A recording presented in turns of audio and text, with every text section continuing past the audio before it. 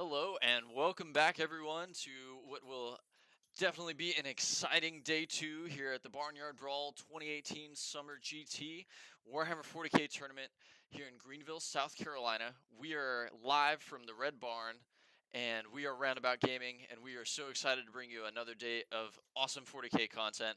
We're gonna have some great games today. Yeah, absolutely. You remember how I told you I wanted to see Dark Eldar? It's happening. It's happening. It's I get what I want.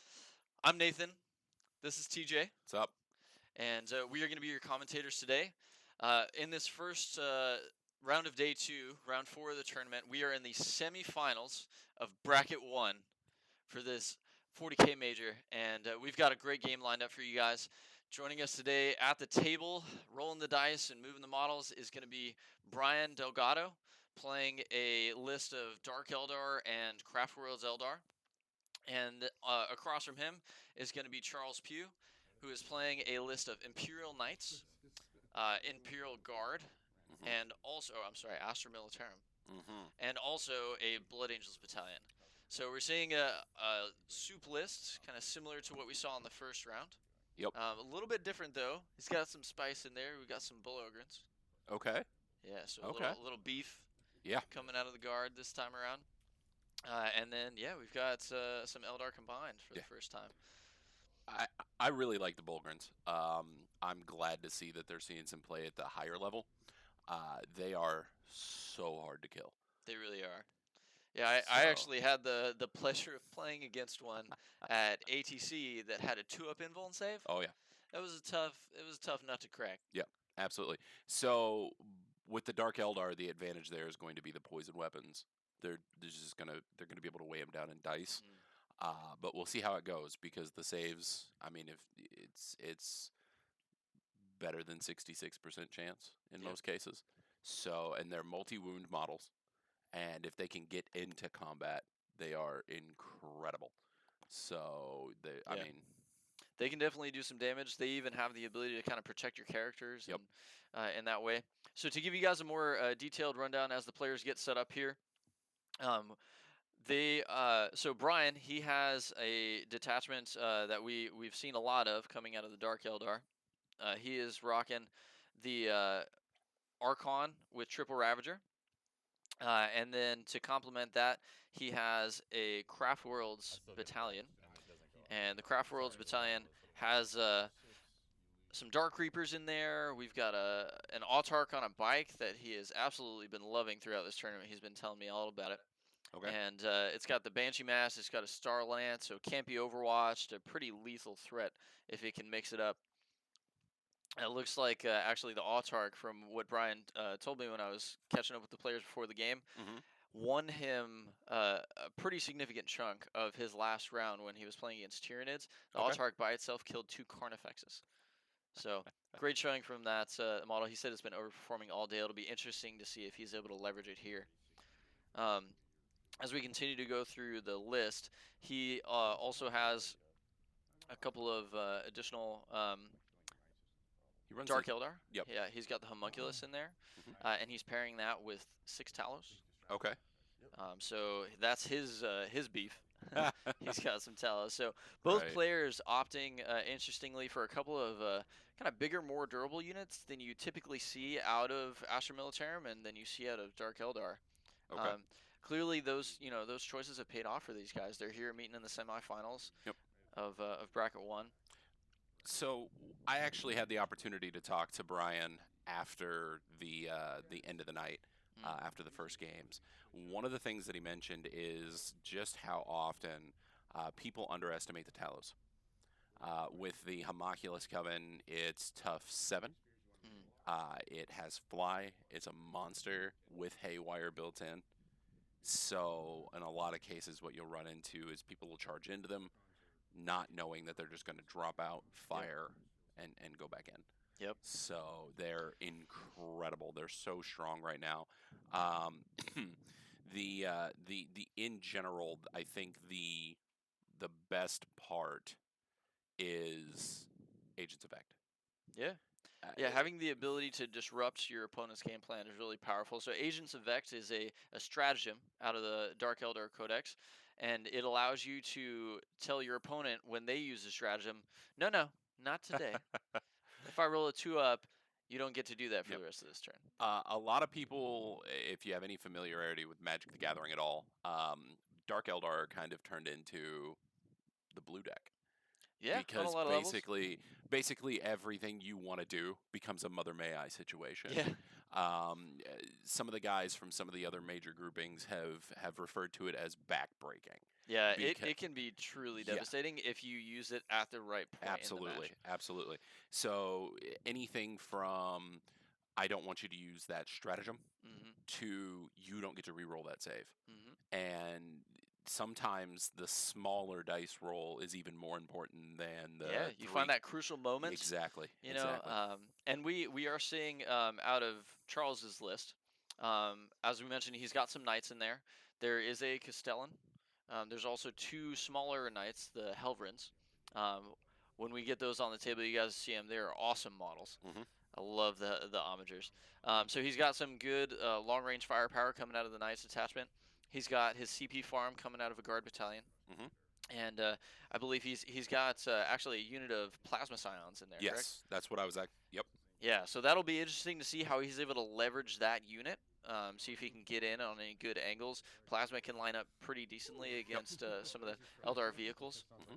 And then, of course, he's got his heavy weapon squads, he's got his mortar teams, Hmm. and he's got that Bull Ogren in there to protect some astropaths, it Yep. looks like. Absolutely. And then, what are his HQs in the guard battalion? So he's gonna be running the Ashapath. He's got Knight Commander Pask and a company commander. So And what's the weapon that he has on the tank there? he's running the battle cannon. Okay, so he's chosen to go instead of with another one of the small, very point efficient HQs. Hmm. He's actually investing some points into a tank Yeah, that is going to be one of his HQs for that battalion. absolutely. And that tank with the battle cannon pass can do a lot of damage to some of the tougher models that Yeah, are going to be on the absolutely, table. absolutely. So between the Castellan, between the Helvrins and their heavy shooting, their quality shooting, Hmm. and also Pask with the battle cannon, he definitely has some threats that he Yep, can target down those Talos with. It'll be interesting to absolutely. see if the Talos can survive long enough to really mix it up. Yep. Um, S- the battle cannon is probably one of the best weapons in 8th edition. 72-inch range, strength 8, -2 D3 damage. it's a great profile. It's incredible. And on Pask, it's hitting on a 2, Yeah, and I think it's either 1 or 2 D3 shots. yeah, So you can't ask for more on a 2 up. yeah. He's an equivalent to Long Strike, right? He's Right. the one vehicle commander in an army that you look at and go, that's just really worth it. Yeah, and So Pask, he's a heck of a force multiplier, but I think it speaks to how good he is on his own. The fact that there's not actually any other tanks for him to be giving orders to in this game, exactly. just good enough to take on his own. Yep. Now, that may have sounded like a lot coming out of Charles' army, but there's also a Blood Angels battalion. Yes. So he's got Mephiston, he's got a Smash Captain, and he's Mhm. got a batch of scouts to expand his board presence and try and take away some angles from Mhm. Brian's army. So here again, we're going to see kind of a psychic phase uncontested. And in the last game we saw with an uncontested psychic phase, that was what won. Yeah. So in Yeah, this going back to the game between Teddy and Eddie Mhm. yesterday. But like what we were talking about here, with Brian's access to Agent Effect, Mhm, if Charles needs that psychic power to go off, mhm. he can just shut it down. Yeah. So, in circumstances where Mephiston isn't in the best place, or the Smash Captain isn't in the best place, or he needs some kind of assistance, so quickening or something like that on Mhm. Mephiston, and he needs to bust a reroll to make it happen, it's not a matter of I need to worry about, dispelling it Right. or, using anything else. It's you don't even get to try. Right. Yeah, it's a situation where Charles really needs to pass his key psychic powers on Yep, the first cast. absolutely. Um, so the players they're getting the board set up right now. We've got objectives down on the table, and this mission has 5 objective markers. Hmm. So we see the diamond formation that you see here. We've got those tan chips on the table, along with that centerpiece objective. And so as we get into this game, what you're going to see is that center objective is surrounded by the biggest pieces of terrain on the table, right? We've got that two L-shaped, two-story ruins in the center. It's creating a lot of line of sight blocking coverage, which means, you know, if you're in there with some infantry and your opponent's on the outside, it's going to be difficult without them finding the diagonal lane that you can see here. That's really the only channel to get shooting into the first floor of that section of the table. Absolutely. And it'll be interesting to see. You know, we've got guardsmen on the table. There's some rangers on the table. There's some cabalites. And so the player that's able to take that center and create a perimeter may be at an advantage here. And if we look at the two lists, there's scouts on one side, and we don't have scouts coming from the other side because those rangers deploy later. Absolutely. And so what we may see here is Charles have the ability to project out a bit and really dictate where Brian is going to be able to put his models through to the deployment. So, and then of course we've got the outside edge. You know, both the armies have some mobile units. The Dark Eldar probably going to be a fair bit faster. Than the Imperium units here. Although, as we saw in round 1 of this tournament, when you've got some guardsmen getting move orders, they can book it across the table. Sure, that's true. One thing I do want to mention that I think we're going to see here, Brian is, if you've never ran into Brian Delgado on a table, that's good for you, probably. He is an incredible general, very comfortable with this army. You're going to see him lining up shots, and the Dark Eldar have the one thing at their advantage where even if the guard, the soup, you know, the Imperial soup, take the middle early, it's not going to be difficult for him to line up shots, just at the speed of his vehicles and the speed of his models. He's got Haywire for the bigger threats. He's got I think 6 Talos Pain Engine in this list. Yes. So you're looking at 2d3 Haywire shots per Talos. Yep. And I think you'll see very quick work if Pugh is not careful. It's going to get to him quick. So with this situation, I think the Imperium is going to take the advantage early, but I think you'll see Delgado swing in the late set. Yeah, it'll definitely be interesting to see how the push and pull goes throughout this game. You know, talking to both players, there are some good close combat threats. There are some great shooting threats on both sides of the table. I think you're absolutely right. I think the Talos are going to be key in this matchup. You'll see them once they're on the table. There are some awesome-looking conversions that Brian has. The helms, they've got kanji scripted into them and all kinds of different things. So once those are on the table, they're a sight to behold. And if they're able to hold center, well, then you've got a unit that not only shoots pretty well, but also can throw down in combat. Exactly. If the Talos Pain Engines manage to get front and center and become the control threat in the middle of the board, I think Brian's got this locked down. I don't see a way to, to move them if they don't want to be moved. Yeah, and if they're in cover too, especially, even the Castellan may have a hard time knocking them out of that area. So we're going to have the big Castellan night on the table again today. We've seen a couple throughout the weekend, and they have been performing very well. So we're going to get the players started and see where this game takes us. Absolutely. Looking forward to it.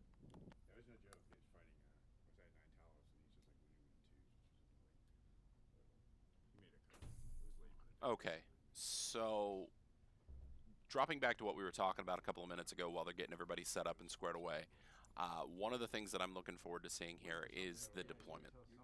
One of the things that will be an advantage to the Imperium is their ability to get scouts down early to kind of dictate the pace of where the other players are going to pop up. You're not going to be able to see a very forward advance, and we've got the first roll coming down. Looks like Delgado gets that one. Okay, so it looks like it's going to be Brian taking top of the turn. So we'll find out about that here in just a second. Yeah, Brian going first in this turn, that may put Charles in a little bit different of a position here. Now, did they already roll to go first, or was that for I think deployment? this is for deployment. Okay. So this is going to allow This is going to allow Brian to choose to deploy first. I'm not sure if he does. I'm not sure if he deploys first. You know, I haven't compared the drops in the two army. They're probably pretty close, though. Sure. Let me see if I can get a quick count for y'all. We've got 1, 2, 3, 4, 5, 6, 7, 8, 9, 10, 11, 12, 13, 14, 15, 16, 17, 18 coming out of Charles's list. That will likely be more. Let's see. We have 1, 2, 3, 4, 5, 6, 7, 8. Yeah, Brian is likely going to get the +1 here. Sure. Well, what I was considering is, and the reason I said I'm not 100% sure if I deploy first, if I'm Brian, and obviously Brian's got a lot more experience with this than I do, but if I'm Brian, the thing that I'm thinking is he's got scouts. He's got a lot of scouts. If he deploys first, Brian gets to dictate basically what side of the board is his. Yeah. Because once the first set of scouts come out, you've more or less kind of chosen where you want your control to be. Yeah. So if he wants his control to be, say, in the top right, Brian can play back left. And he outranges the scouts. He's got the poison weaponry, and he's got more than enough speed to supplement having to play back a little bit. Yeah, he definitely is playing an army that has the ability to start as far back as they want, because they will get wherever they need to go. Absolutely. And the deployment here is certainly going to be interesting. If we see a hammer and anvil, there's going to be a lot of space in the middle of the table for those scouts to box out with, and that Castellan is going to be pretty deep back there. Yep. If we see more of a Dawn of War, you know, the Reapers and the Ravagers that have that higher quality shooting for Brian may be able to do a bit more work, and the Talus definitely get to his opponent faster in that setup. So deployment and who goes first could be some pretty big factors in who ends up taking down this game. Yeah. Looks like we're getting our secondaries selected right now. Yeah, players definitely want to make sure that they set themselves up to score as many points as possible in this round. You know, we're in the semis, we're in bracket 1. Both these players are having a great weekend so far, and pretty solid victories. Not just wins, but definitive wins for both of these players throughout the weekend. I believe Brian mentioned he's actually tabled every opponent up to this round. And that is not easy to do, folks. Even for an army, you know, as powerful as this one, we've seen a lot of lists throughout this tournament that are very resilient, very durable, have a ton of models on the table, can soak up a lot of damage, but the output coming from this combined Eldar army has been absolutely devastating. Yeah, and one of the other things to stop and consider is Brian's made it to the top bracket while simultaneously tabling his opponents. Yeah. So he's maximizing his scores while simultaneously completely taking his opponents off the table. Yep. So it goes to show the strength of the general when you can manage to do both, because in this format, it's easy to get ahead of yourself. Yeah. And want to play one game at a time instead of playing the whole tournament. Yeah. Well, and to speak to your point, we even saw in the first round when Mike was able to take down his opponent, the AdMech opponent, all the way to the point where, you know, he ended up tabling him. Those last couple of turns of the game, there was the, oh wait, I need to slow down because I need to get these additional, you know, kill one, kill more towards the end of the game. And you know, we saw a difference of 2 or 3 points for Mike. And when you're in a tournament that breaks into brackets, after the second round, being 2-0 is not enough to put you into the top bracket. You have to be 2-0 with definitive victories. Didn't they come back with the top two brackets? Yeah, I believe so. We're all undefeated. Yeah. So that just goes to show, out of 8 brackets? I believe it's either 8 or 9 brackets, actually. Okay. Yeah. Out of all of those brackets, everybody in the top 2 brackets were undefeated. Yeah. So it's not enough to just be undefeated. You have to be able to maximize every opportunity. So we'll play both sides here. If you're Brian, what are your secondaries right now? Well, looking at the guard list, I believe we've got mortars in those infantry squads, and then there's also a scion squad. So I don't think you're in a position where you can take Reaper. You don't take Reaper. No. The combined Eldar army is very good at taking recon. That's almost a go-to every game, I think, for this army. Old school also a pretty strong option for any army that has a big unit of Dark Reapers in it. So I would not be surprised by that at all. Now, we've got a pretty heavy amount of HQs in the soup list, you know, between Pask, between the company commander, the Castellan is likely going to have the Castellan's likely going to have some relic on it. I believe actually Charles said during the setup that he's taking Call's Wrath there. Okay. And so there's a healthy number of characters. There's also a healthy number of vehicles that are over 10 wounds. But if Brian thinks that this Castellan needs to be a priority target, he may just go ahead and take Kingslayer on the Castellan. Yeah. It's a secondary that you can max early if you are able to get some good output from those Dark Reapers. And the Haywire may be able to contribute to that as well. So he definitely has shooting that lines up pretty well against the Knights. Whether or not he's able to get those close enough to the Castellan and get enough output out of them fast enough so that Charles can't just return kill Brian's threats, that's going to be the challenge. Right. And so let's put it on the flip. If you're Charles, what do you go for? So from Charles' standpoint, you know, he's playing against mostly an MSU army, right? There's a couple of specific points of power, but there are a lot of vehicles on the table. There are a lot of separate units on the table. He's got pretty significant offensive output that can come out of his list, especially with the Cassell in there. I'd probably be tempted to take Death by 1,000 Cuts. Okay. Looking past that, you know, you can look at potentially Gangbusters on a Talos unit, although you can't max that secondary. You know, that's one of the things about this combined Eldar list is it's actively challenging to find 3 secondaries that you can max against this army, unless you're just using the secondaries where it's based on where your models are on the table. Okay. But a spread out skirmish heavy fight all over the board is exactly the kind of fight that Dark Eldar wants. Yep. And so, you know, there's enough models in Charles's army to where he can probably also take recon. Okay. And you know, if both players have recon and both players have a couple of other secondaries that they're able to do well in, this game may very well come down to is either Brian or Charles able to shrink the number of models remaining in their opponent's army to the point where they can no longer score recon after the second or third turn. Right. Because if that happens and we see a 2+ differential on a secondary like recon, that could be what decides a game like this. Yeah, absolutely. So it looks like models are coming down. Yeah, so we've got Pask just deployed. It appears up there in the corner, and Brian now dropping in some of his Rangers.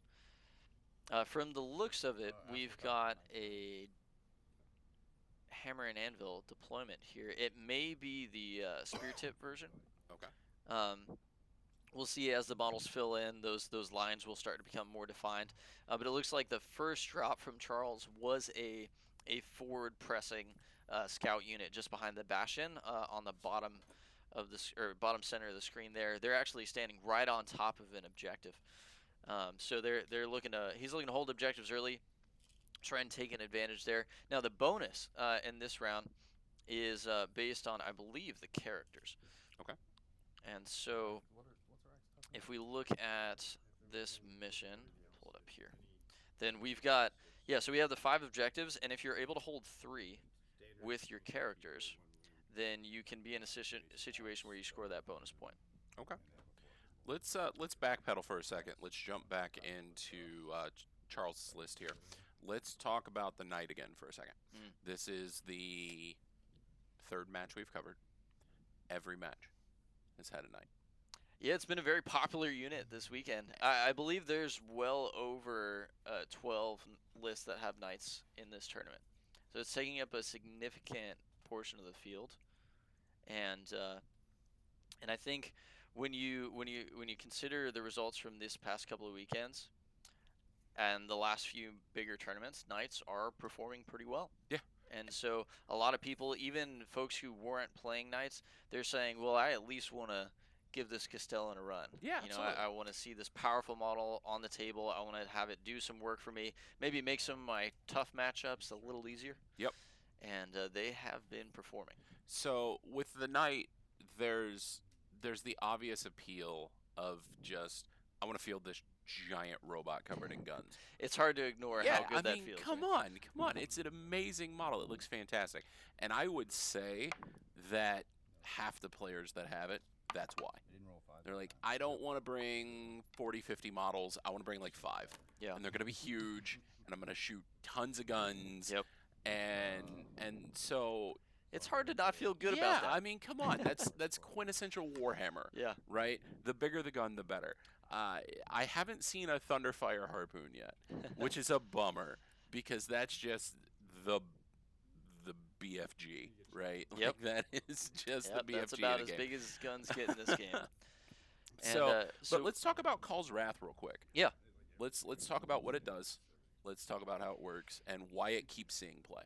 Well, this is an incredibly powerful weapon that you can take on that Knight Castellan. It is a relic upgrade to the big plasma gun that the Castellan has, and it basically just takes every stat on what is already a very scary weapon profile and just ups it by 1. Mhm. So we go from 8 to 9 for the strength. Mhm. We go from -3 to -4 for the AP. And we go from, or we keep a flat 3 damage. Mhm. And so when you're talking about a gun that has 2d6 shots, strength 9, AP -4, flat 3 damage, that is gonna rip through armor. Yep. It is gonna rip through basically anything you shoot it at, even other knights. Yeah.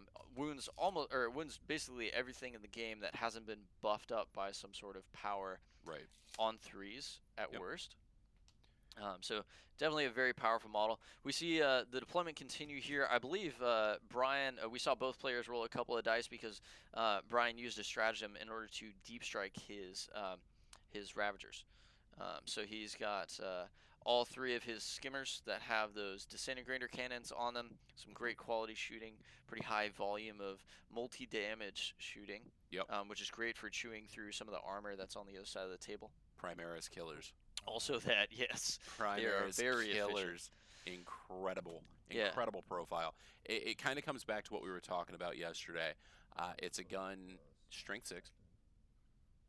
It's not huge strength, but it's got decent shred and it's multi-damage. Yeah, And it absolutely does. you can't. No, wait, no, it's strength 5. Strength 5. Sorry. So it's strength 5 still. Strength 5 it's- -3/2 is a great profile. Lots of shots coming off every Yeah, single one of those exactly. individual skimmers. It's putting wounds on power armor on 3s. Yeah. Either way. And in a situation where you see so much Imperium, you're going to be wounding guard on 3s.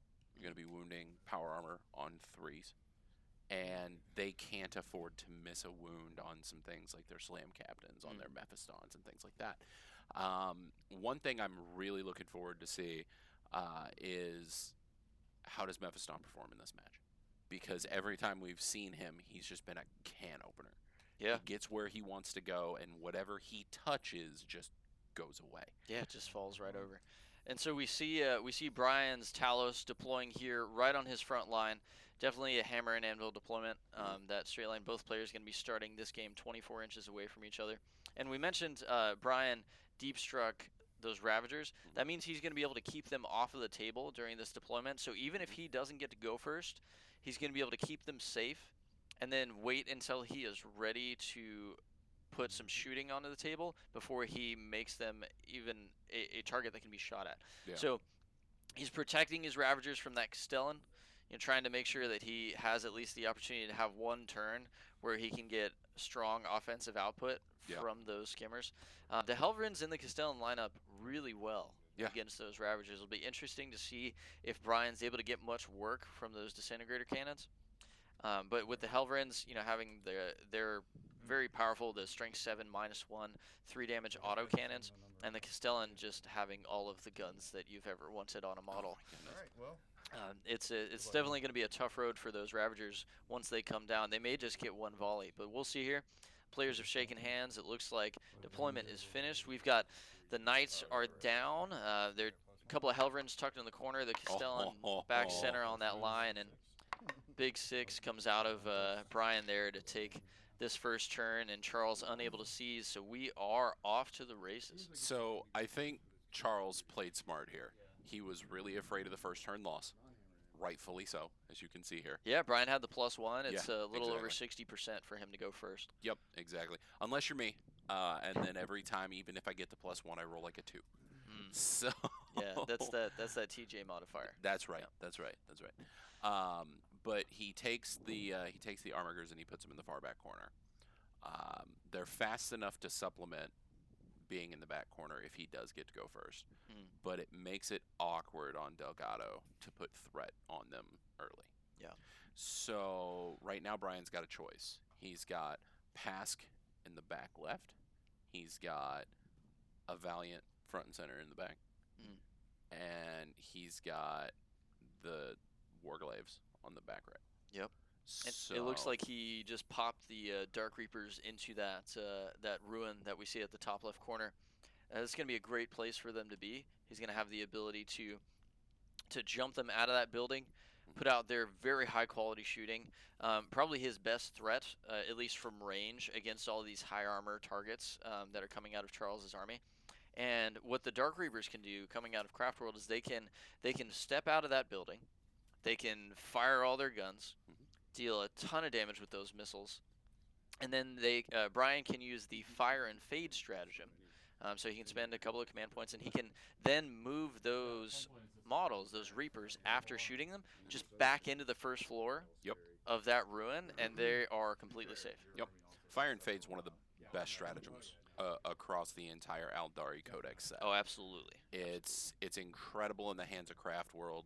It's really strong in the hands of Drakari, and surprisingly, it is almost overpowered in the hands of the Harlequins.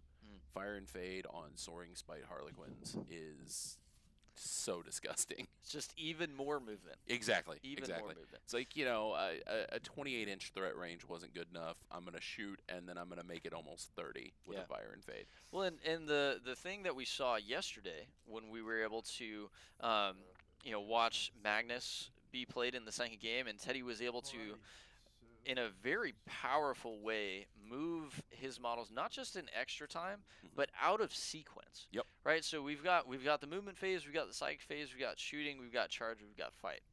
But as you go through that, the movement happens at the beginning. Yeah. So you have to choose where your models are going to be before you actually see your damage output. And when something doesn't go the way that you intend, and suddenly there's a model that's still left alive that you didn't think was going to be there, because you say, well, 4 out of 5 times this thing dies. Yeah. And then all of a sudden you're in the situation where you're in that 20%. Well, that's a tough spot to be. But then you factor in something like a warp time, like what we saw yesterday coming out of Teddy's list, or a fire and fade like we'll likely see out of Brian's list here today. And now you can say, well, even if this doesn't go as I intend, and I'm giving myself a great shot at accomplishing this target, or killing this target. Even if that doesn't work, I'm still safe. So one thing that I really like about Fire and Fade in the ITC meta is, so Delgado doesn't even have to necessarily backpedal. He can use Fire and Fade to move to the side. And or even forward. Yeah, and line up. So for example, we have seen time and time again these diagonal buildings in the middle just wreak havoc on gun line. Yeah. And he's able to manipulate that with Fire and Fade and just continually give himself great lineup. Yeah. Because he can go so far as to climb up a floor or two, fire off his shots at whoever he wants, and then for one command point, he's right back down to the bottom floor. Yeah, and it looks like Brian, he's putting a lot of thought into how he's going to move these Talos on this turn. You know, as we sort of expected, he's looking to pressure the center of the board. Mm-hmm. You know, he's looking to leverage, you know, some cover provided by these ruins. A lot of people, you know, they think about the Talus having this 4+ invulnerable save. Well, they've also got 3-up armor. Yeah. So you get them in a ruin, you get them in cover, and suddenly you're looking at 2-up armor saves, and that becomes an even more difficult unit to deal with than it already is. Yep. And then power from pain. Yeah, plus the 6-up feel no pain. So even if you fail a save when a wound is done to you, you have the ability to roll an additional dice for each point of damage that comes through, and on a 6 you can just negate that damage. And when you look at a unit of Talos, you know, three Talos in one unit, that's a lot of wounds to chew through. And thanks to the homunculus that are in this list, they're going to have some additional toughness, and they are very difficult to chew through. So we see here, though, the right unit, the one that's towards the bottom of the table, the Bastion, that is that tall black building where Charles's scouts were deployed. Brian's putting some Talos in that direction. He may be looking to get a charge off here, get some extra distance, or just secure a relatively easy first blood. Oh yeah. So we're gonna see Brian continue in his movement phase here. He's gotten his Talos positioned. He is starting to project forward, kind of take that center line on the table during his first movement. But there's a lot of distance for him to cover with these Talos in this game, and it's going to be interesting to see if they can survive this first round of shooting that will be coming out of Charles's army. I mean, it's Dark Eldar. Movement is basically their middle name. They should be fine. I don't see movement being a problem here for Delgado. I see the Talos pain engines being a nice screen, but I see the disintegrator cannons looming as a threat in the back of Charles' mind. Yeah. And that not even necessarily because they deserve to be a threat. One of the things about the new meta with the beta rules and the when you can drop in your opponent's deployment, as soon as something's put in deep strike, it's immediately just this threat. You can't do anything with it. You play overprotectively because of it. It gets in your head.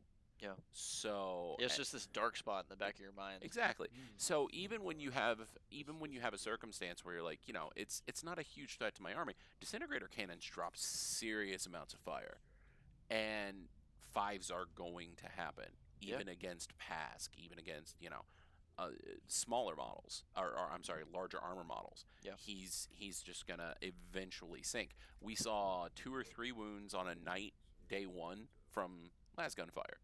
You know, so it's gonna happen. Yeah. So one thing I do want to shout out real quick to Charles. If you're an Astra Militarum player, I almost did it. Thanks for setting me up for failure there. One thing that I love that he did, he deployed his bases that represented models within the proper, measurements. And then while Brian was getting his stuff set up and even going into his movement phase, then he set his models in those bases. So guard players have this tendency, they get bogged down in the amount of models they put on the table. Yeah. And this alleviated that, and I really appreciate that from him. Yeah. So we see here, Brian looks like he's about to be moving into his shooting phase. And so we're seeing some Rangers take some shots here. Just going to chip through, you know, whatever easy damage he can get out of these back units. A pretty good round of hitting there, and looks like about 3 wounds. Yeah, I really like the snipers. The Eldar snipers are very, very strong. Rangers are great. Yeah. He's definitely hoping to get a couple of mortal wounds out of this here. Nothing yet, but he'll continue to progress through the different guns in his army. Looks like he just wants to make sure, above anything else, that he handles these first couple of scout squads. That sort of low-hanging fruit, if you will. All right, so 3 hits coming out of the 2nd Ranger squad. And there's a mortal wound. Saves, and then does he ignore the mortal wound? No. All right. So that's going to take down a scout. And so as we continue to progress through this, Brian taking care of his small arms fire first. Mhm. We see this from a lot of experienced players. Okay, I know that this unit is only going to shoot at this other unit, and it's not a whole lot of firepower, but Right. those guns aren't going to go anywhere else. So while I think through exactly what I want to do with the rest of my shooting, I'm just going to go ahead and take these shots because I know Exactly. this is going to happen. Exactly. And it buys you time to think, so you can play more efficiently, make sure that you finish all of your turns. There's another mortal wound. All right, so we see it. Yeah, another mortal wound coming through here. Cool. Right, it's a mortal in addition. And then occasionally you have situations like that happen, and that's just icing on the cake. Yep. So it looks like he's just taking pot shots at some of those backline guardsman units. Just looking to chip down, make it so that later in the game he'll have some easier to finish off units. Make sure he can continue to get kill one or potentially even kill more. Sure. Although it is no easy feat to get kill more against an army that has a Castellan. Yeah. So in a situation when we get into the late game, do you think Charles turns his hat backwards to let him know when it's real game on? Like Ash Ketchum? Yeah, perfect. I mean, he might. I've never seen him do it before, but I feel like if it does happen, that means things have gotten serious. So back into some shooting here. Definitely not as quite the quality that we had seen from the earlier shooting, but one wound there. You see Brian laughing about it. He's like, "Well, win some, lose some." Yeah, looks like a little less volume out of the Preferably not exactly. Talus than you may have been hoping for there. So we see some Talus coming into the scout squad. 3, 4, 5. These are the D3 shots here. So 11. So we got 11 shots coming out of these Talus. So they have a variable amount of shots. So that's that first batch of dice is Brian determining the number of shots. Once again, though, relatively poor hit roll there. Only gets 4 hits, but now here doing the damage, it looks like 3. He says AP -1, right? All right, and with the AP -1, lowering the armor save on these scouts, he's able to get through a bit of damage here. Actually, it looks like that was targeting the guard line a little bit further down the table. And I suppose that makes sense, right? He doesn't want to make his charge any more difficult than it needs to be on these scouts. And those Talus, once they get into close combat, they can really do some damage. Sure. Brian wants to make sure to get rid of these cold dice early. Like, he wants to wake the dice up, get them moving. One thing we forgot to mention to both players is apparently in the game 1, the dice are still a little sleepy. They got That some did waking happen up to do. yesterday, didn't it? Absolutely. Oh, there's some barn doors. And there's some right back. All right. Wow. So 3 wounds, no AP. 3 wounds here, but with no AP. Relatively safe on the. Ooh, I get not so. Able to take some scouts down with the shuriken shooting coming out of that Autarch. So he's softened that squad a bit. Brian may be looking to have that Starlance Autarch sweep through this scout unit and get an additional kill point on this first turn. Probably the last guy can't, maybe. Cool, none of mid. All right, so we see some Overwatch coming in. We have moved into the charge phase. And it looks like Brian is going to make it in just fine. No damage coming through in the Overwatch. And with a 10-inch move and these Talus having fly, he may be able to jump past these scouts and try and pin them against the building. We'll see if he is looking to just cleave it through or if he wants to give himself the option to wrap. I think it should be interesting to see how he goes about this, because this sets up, does he want to keep himself safe for a turn, or does he want to just use this as a forward momentum? Yeah, and it looks like he left the distance a little short there. He rolled a 10-inch charge. Didn't look like 10 inches of movement.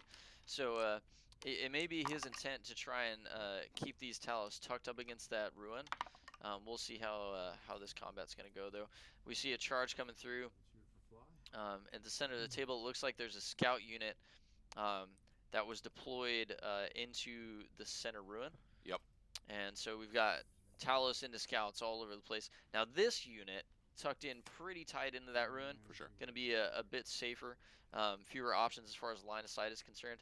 Now, something that's interesting here, when you finish combat, so let's assume these Talus do what they're supposed to do and they clear out this scout squad. The Talus squad that's at the bottom of your screen, as soon as that is done, then they take their consolidation move, right? So they get 3 inches, but they have to end that move closer to the nearest enemy model. And so, depending on the spacing here, those Talus may actually be closer to that scout unit that the second Talos unit is fighting at the center of the table. It'll be interesting to see the sequencing here that Brian chooses for combat in case there's an opportunity for him to use that consolidate move to put the other 3 Talos into the center ruins. But here comes some combat, and that is a lot of dice. Man, look at 'em Talos go. with the chain flails and the macro scalpel, they come in with a hefty amount of attacks, and boy do they do some damage. Alright, plenty of wounds here. Looks like Charles is going to have to make a pretty hefty amount of saves in order for his unit to stay alive here. So that first batch of dice, you saw all the hits being rolled, then the wounds for the 2 different profiles, and that is going to be the unit. They're dead, Jim. Yeah, that's definitely not a combat you expect the scouts to be able to survive. So that's the Talos doing exactly what they're supposed to be doing on this first turn. And let's see. And then the same wrench washer feet in the center. We're going to run through to the next combat, and we'll see how Brian ends up taking these consolidation moves. So a whole nother bucket of dice here. He's got a lot of finesse when he rolls the dice into the tray. That was very nice. Very practiced. These pretty experienced players at the table here. All right, so another hefty amount of hits here. He's going to be wounding on 3s once again. Lots of 2s in that roll, though. Not quite as many wounds. Should still be enough to get the job done, but we'll see. All right. All of those funds. Well, that was a heck of a wound roll on Made that up second for that. batch. Yeah, 1, 2, And, 3, 4, 5. some great saves, but it looks like that is just enough to take the squad. That was nearly enough to make it. Yeah, he really, that was nearly enough. a great roll on those saves. As It a matter looks of like fact, he 3, 4, 5, had 6. just one more fail than there were models. So pretty close to being able to try and use a reroll there to keep Yeah. the squad alive. But do you in that situation? Well, the scouts are OPSEC. Yeah, no, that's so true. That's if true. you're able to keep them alive and you're able to fall back with that scout but stay in range of that objective marker, then it certainly could be worth it. That, sir. But we see here a little bit of shuffling coming from that consolidate. Just pushing up tighter against that wall and maybe cutting off some angles of shooting. It looks like Brian may have been able to keep that Talos unit out of line of sight from Pask. So we'll Yeah. see. We'll see if that works for him coming into Charles's first turn. But the players totaling up the scores here. Kill 1, hold 1 definitely secured. And we'll see by the end of this battle round how the players stack up with the victory points. So Charles here just surveying the battlefield, figuring out, okay, first turn went probably about how he was expecting. Lost some scout units, but that's okay. That's what we're expecting. He's checking Brian's spacing right now. Yeah, so he's definitely looking to see if he's got any pockets to work with here. He does have that Blood Angels captain in this list. He may be looking for an angle to try and get down and jump into some of Brian's backline. One thing I want to jump back on real quick. One of the reasons I really like Talos Pain Engines right now, outside of the myriad of good things about them, is how effective they are at dealing with this very scout-heavy meta. In all of 8th edition, it's been about maintaining dominance on the board via very light armored, kind of small health units. Yeah. And the Talos just eat those things for breakfast. Yeah, they So- can certainly put out a high volume. Yeah. They've got Haywire in this list. However, if you put the stinger pods on them, then that volume goes up even further. Yeah. These 2 will advance. So first guy. hedging a bit with the chain flails combined with the Haywire is Brian in this matchup. It's a very cheap loadout for the Talos. Yeah. As far as points are concerned, both of these Talos units actually under 300 points. Yeah. Even with all the durability and the offensive output that they have. So we see Charles now beginning to move into his movement phase, and both the Helverin's going to pop out. It looks like he's trying to have angles on the Talos here. As we kind of expect, the target priority out of Charles is going to be focused pretty heavily on these Talos units. He definitely wants to deal with those threats before they reach his line. The movement here out of Pask is something I'm interested to see. He doesn't have those top-down angles throughout the or across the diagonal terrain there in the center of the table. The Knights have some easier line of sight angles. Whether or not Pask is able to put down as much damage as he wants with this battle cannon could be a significant weakening of his firepower here. Although he's got firepower in spades. Oh yeah. So even without Pask targeting maybe the exact target he would like, Right. just shooting at some rangers in the back or something of that nature, still the Castellan plus the Hellrun's going to do some damage. Yeah, for sure. Okay, this guy is giving them something. So Charles and Brian talking through here the auras that the homunculus is providing to these talos, making sure he knows that he's got the correct stat line. The homunculus, one of the HQs coming out of the Dark Eldar book, has an aura, so other units within range of that homunculus are going to get +1 to their toughness. And on a Talos, going up to toughness 7. It's a pretty good place to be. So toughness 7, 2-up save, in cover. Yep. With a feel no pain. And a 4-up invuln if things go sideways. All right, so we see the first Agents of Vex coming out here. It looks like.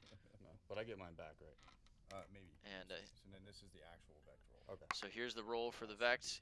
He gets it on a 2+, so he doesn't steal the command points, but he does prevent Charles from using this stratagem here. And so, Charles spent that time thinking through the measurement, seeing if he was going to, upon Wings of Fire, his Smash Captain. And after discovering this pocket and thinking, I might have an angle here, Brian says, no, Agents of Vex. Yeah. All right, orders. We'll likely see that at least a couple more times throughout the turn or throughout the game. Take aim. So Pask using pound them into dust on himself, and company commander putting take aim down on his mortar teams. Wants to make sure he gets his shooting to be as efficient as possible. Both hit. One wound. All right, 1 wound coming out. How many wounds is he? 5. Okay. Seeing his small arms fire coming out first. A little bit of damage comes down from those scouts onto the Autarch that pushed up on the objective on the far left there. We'll have to see if Brian was able to score the bonus here. It looks like he's got characters within range of the center objective, that Autarch for the objective that is now near the top of your screen, and then also the objective that is in his deployment zone. 8th edition, man. 8th edition. All right, so here -1, comes but I some reroll 1, so additional it's 13. shooting. And I'm passed, so I hit on 3s. And Wound on 3s. looks like these are shooting at the Aliatok models. -1 hit was a comment that Charles made there. So 5 wounds coming down. And so we're on an invuln save for, it looks like, the Autarch. And that is not what Brian is hoping for. He's going to command point reroll one of those saves to keep him alive, but not many wounds left on this Autarch. He's down to 1. Cool. Battle cannon shots. I'm gonna reroll that with pound them to dust into a freaking 1. Ooh. All right, so he's -1 to hit. potentially a little Or no, greedy of a are they reroll -1? there coming out of Charles. 3, it's near that 50-50 not a break, but he only ends up with second 1 battle shot out of Pask this turn Reroll using that that pound them to dust reroll, and is not Yikes. able to get any Killing me, bro. damage. 2 hits. 1 wound. E3 for 3. And with that, some feel no pains coming out here. Looks like this may be the first bit of damage coming onto the Talos unit. Charles checking some measurements here, and we may see the Knights get into action. Get my psychic face. Any other time? So neither player exactly getting what they're looking for here. The Autarch took some serious damage, but at the same time, Pask drops goose eggs on his fire. I was just gonna put. So the Knights are going to be kind of where, they're going to make or break the turn. Yeah. My bad, dude. So it looks like Charles here actually I guess we're gonna may have shoot skipped all past this his up psychic and phase. Oh no. The players talk through it though, and he rolls a couple of powers. It looks like Brian was comfortable with allowing him to go back and cast those powers out of his astropaths. So 11 shots. All right, so we see this infantry squad up near the line, going to be taking some shots into the Talos, see if he can chip through a little bit of damage here. 11 shots coming in. I hate that you. pulling like, his I wanna misses get there, this and we'll see if he's bad. able to get some Not that wounds. it really.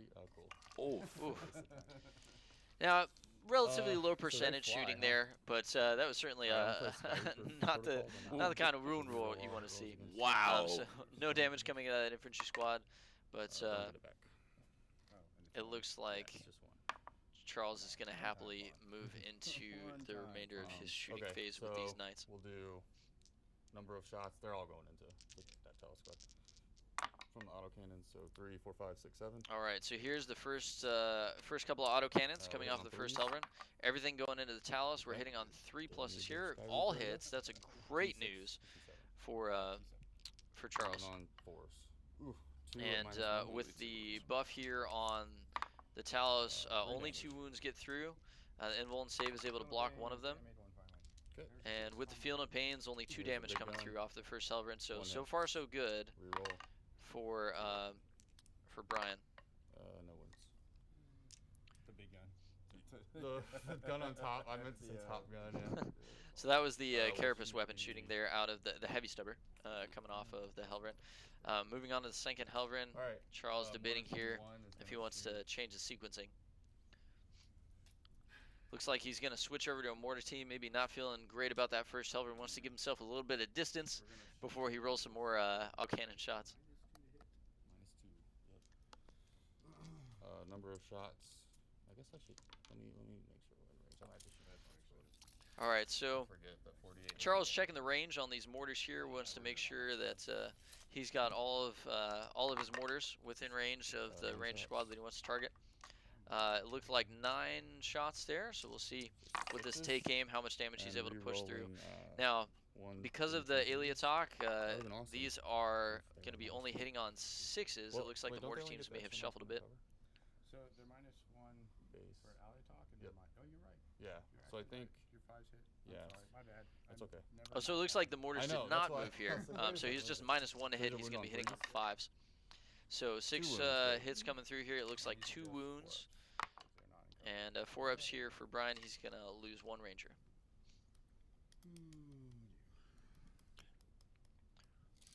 So it looks like, based on how this first turn has gone, I believe actually in that building in the back may just be another ranger squad.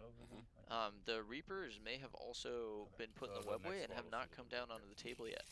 So Brian really wanting to establish a forward line before he puts any of his more easily targeted 7 threats on shots. the table, his Some more ranges are heavy hitting awesome, units. some ranges are So here come the next round of mortars. Just I feel your pain. 1 or 2 hits four off the wounds. top there, Three but hits. with some They tend to be rerolls. really- oh, sorry. And here's the wounds. Looks like he's able to get through 3 wounds this time. 4 ups for Brian and a couple of more rangers picked off. Not seeing great rolls this morning out of either side. Yeah, a little bit of a slow start for both players. Although to be fair, we've got a Castellan number waiting for its 2. turn. It's true. So we'll see if Charles is able to funnel some of these better rolls into that night. Yeah, we're gonna shoot him. Friendly. All right, so Number of shots. second Helvern here shooting into the Talus once again. So that's the 4d3 shots, 8 shots, just average there. A couple of misses, but so far so good. Yeah, Right about on great. average for Charles. Now here's the wound roll, and on those 3 4 wounds. pluses, he's able to get Sorry, 2-7. 3. He's going to push to 3 invulnerable saves here on the Talos.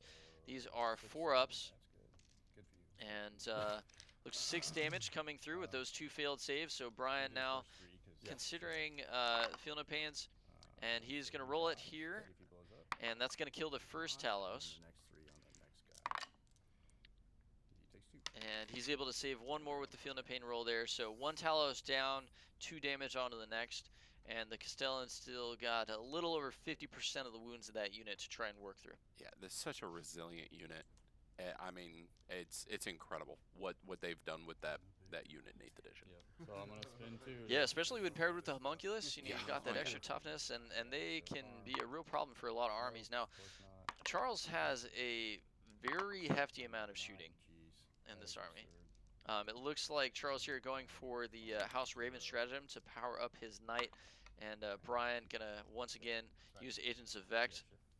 Now that we are the first agents used in the moon phase, now in the shooting phase, and you have to imagine Brian is going to be very focused on mitigating this night as much as possible. So Sure. no re-rolls for the Castellan, but still hefty amount of shooting that can come out of this unit. So the Target him. only side note here is Brian's list is 13 command points, and he's already used 6 of them. Even if he's gotten some So, back, we'll Yeah. start with that. he's Hitting on threes. is he going to use them up too quick? I don't get the reroll on ones. I'll command point it. Oh, All sorry. right, so Charles lamenting the now. fact that he can't get it re-roll back. his ones for the number of shots here. He does not get the command point back, and it looks like Brian does not either. But here come the No shots invuln here. saves or anything. He's able to get a wound through with the Yeah, missile, D6. and so D6 damage coming in. Just the one though, and he has already used his re-roll. Oh, Not quite on the feel no pain, but Oh, you sorry, can't so the imagine volcano Brian's and the feeling too plasma bad are that he super only took charged 1 on the damage D6. from that missile. Yeah, everything's going in. All right, so it looks like Charles Volcano has cannon, declared everything going 4 shots. into the Talos. Here comes the volcano cannon. 3 4 hits, shots there, 3 hits. He's going to be wounding on 2 twos wounds, here. AP -5. Does get a 1 though, and with the AP First one. -5, the Talos are on their invuln saves. 9 And damage. oh, yikes! 9 damage coming through on the first wound. He's still got another 3d3 in the wings. And Brian only able to block 1 here. It's likely that that is going to take down And the 4 Senkin damage. Talos. Here's the Senkin 3d3, only 4 on that. And Brian able to block 1. So we've got 1 Talos left with 3 damage. And you have to imagine between Call's Wrath and the rest of the remaining shooting on this Castellan, Charles got to feel pretty good about how this turn has progressed. We'll see though, because so far the dice have been pretty cold for both players. So this is the first sign of life. Really. All right, Will so link this is ourselves. the big gun that matters here. We've got Call's Wrath coming in, 7 Maybe shots. 9. Looks like 4 hits. Strength 9, he's going to be wounding on Three of 'em. 3s. So 3 invuln saves for Brian here, and he needs to see some 4s and does not get it. Not a 1, so that's 9 damage coming through to these feel no pains. But some big 6s there. Now with 6 wounds getting through, I believe that is going to be enough to take out the last Talos. He does. And it looks like the Talos Oh, is they only do 1 damage. going to explode here, They're monsters. putting a wound down on the homunculus. So that's mission accomplished for Charles. He's dealt with one of those Talos squads. There's only 1 remaining. He can't be too disappointed with how that shooting phase went. I have a leadership check on Rangers. I feel like he probably wanted more. We were talking about the weight of his firing phase This is the and catapults. the kind of lead that he needs to be able to pick up with it early. And the problem he's running into is Brian has the ability to stop his stratagems from kicking when he needs to. Yeah. He doesn't have something like that. Yeah, he can definitely minimize those spikes. Now, it looks like Charles here declaring a charge against the Autarch. No damage in the Overwatch, but double 1s rolled on the charge. It's going to be tight as the player's checking to see. He is, though, within 3 inches, so even re-rolling that 1 into a 2, he's still able to get there. But Charles has had to use a lot of re-rolls on this first turn. Luckily, you know, Brian hasn't rolled any 6s on those Agents of Vect up to this point, which means every time Charles went to spend those points and Brian denied it, he does get them back into his command point pool. So he doesn't, he's not terribly low here. He is able to get all these rerolls. So here we see the attacks coming in from this scout squad 4 on them, so 3s. onto the Autarch. T4 on the Autarch, since he's on the bike, it looks like 2 wounds come through, and some great saves there coming out of Brian. He's going to get to crack back and see if he can win this combat against the scouts. 4 hits, They're dead. 4 -3. and that is going to clear the scout unit. So a bit of a gambit there from Charles, but with the Autarch on 1 wound, you know, probably feeling somewhat confident that he could just chip it through. And of course, if you do win that combat, that is a big victory. Absolutely. And all he's really done here in opposite of that is supply kill more to his opponent. Yeah, so I believe Charles killed 1 through that turn. It was just the Talos, I think, because he wasn't able to finish off any of the Ranger squads in the back. Brian, with having confirmed a kill on the 2 scout squads in his turn, that may have made Charles feel like there was less risk. Well, if he'd have been able to kill the Autarch, he'd have been able to tie it up at 2 each. That's true. Yeah, he would have been able to. So on top of taking out the autark. Yeah, he would have been able to have that objective. He would have been able to See what I can do. potentially deny hold more. So absolutely worth the charge. And as a matter of fact, the weight of dice played to his favor. It just didn't work out. Yeah. All right, so Brian now moving or progressing into his top of second turn. He's going into his movement phase. And coming out of that first turn, we've got Brian with kill one, hold one. He was able to kill more and able to hold more. So a pretty strong first turn for him. We're going to get confirmation from the table on whether or not he was able to score the bonus. But Chris, able to get kill one, hold one. So still keeping up there, and he's able to kill those Talos. That is a very important threat to get off the table. Even though Brian was able to kill, 3 different units, they were just scouts. Yep. So, while he was able to kill more units, he's able to come out of that first turn with more points. Charles has definitely dealt with a bigger threat coming out of that first turn. For sure. But Brian continuing to press forward, he definitely wants to get those Talos into as far into Charles's deployment as he can. So we see some advances coming out here. And can you check the scenario? Is it during my Okay. So let's see what we end up doing with the remainder of the movement phase. Looks like the homunculus is moving in just to secure that objective and help with the bonus.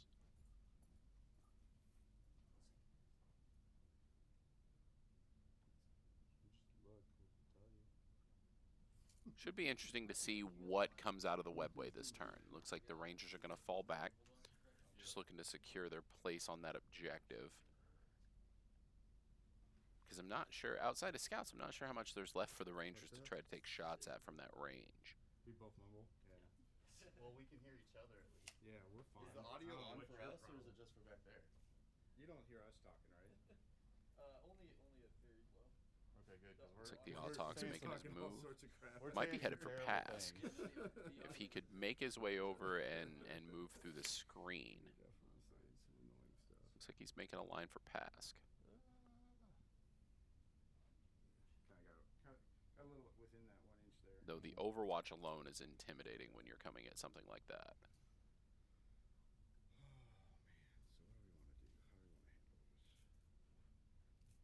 Though it's possible that could be alleviated as well, just through line of sight, looking at the ruin. It's just 3, right? Yeah. Yep.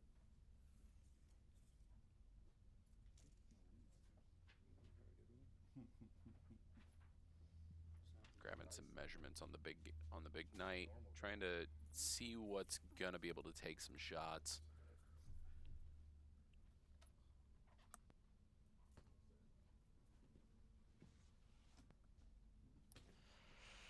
All right, so as Brian progresses with his movement phase here, we've got some updates from the table for you. For secondary missions, Brian has chosen to take Big Game Hunter, Headhunter, and Recon. And on the other side, Charles has chosen Headhunter, Recon, and Old School.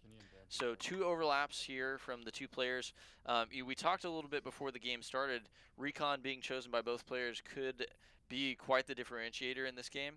But coming out of the first turn, Brian able to get a big 4 on the primary, along with 1 recon point. That means he's going to end the first battle round with 5 points. And Charles with just a hold 1, kill 1 on the primary, but is able to score his first strike for Old School. So that's going to leave him with 3 points coming out of the first turn. So 5-3 advantage Brian. After that first battle round, we'll see if he's able to press forward with that lead.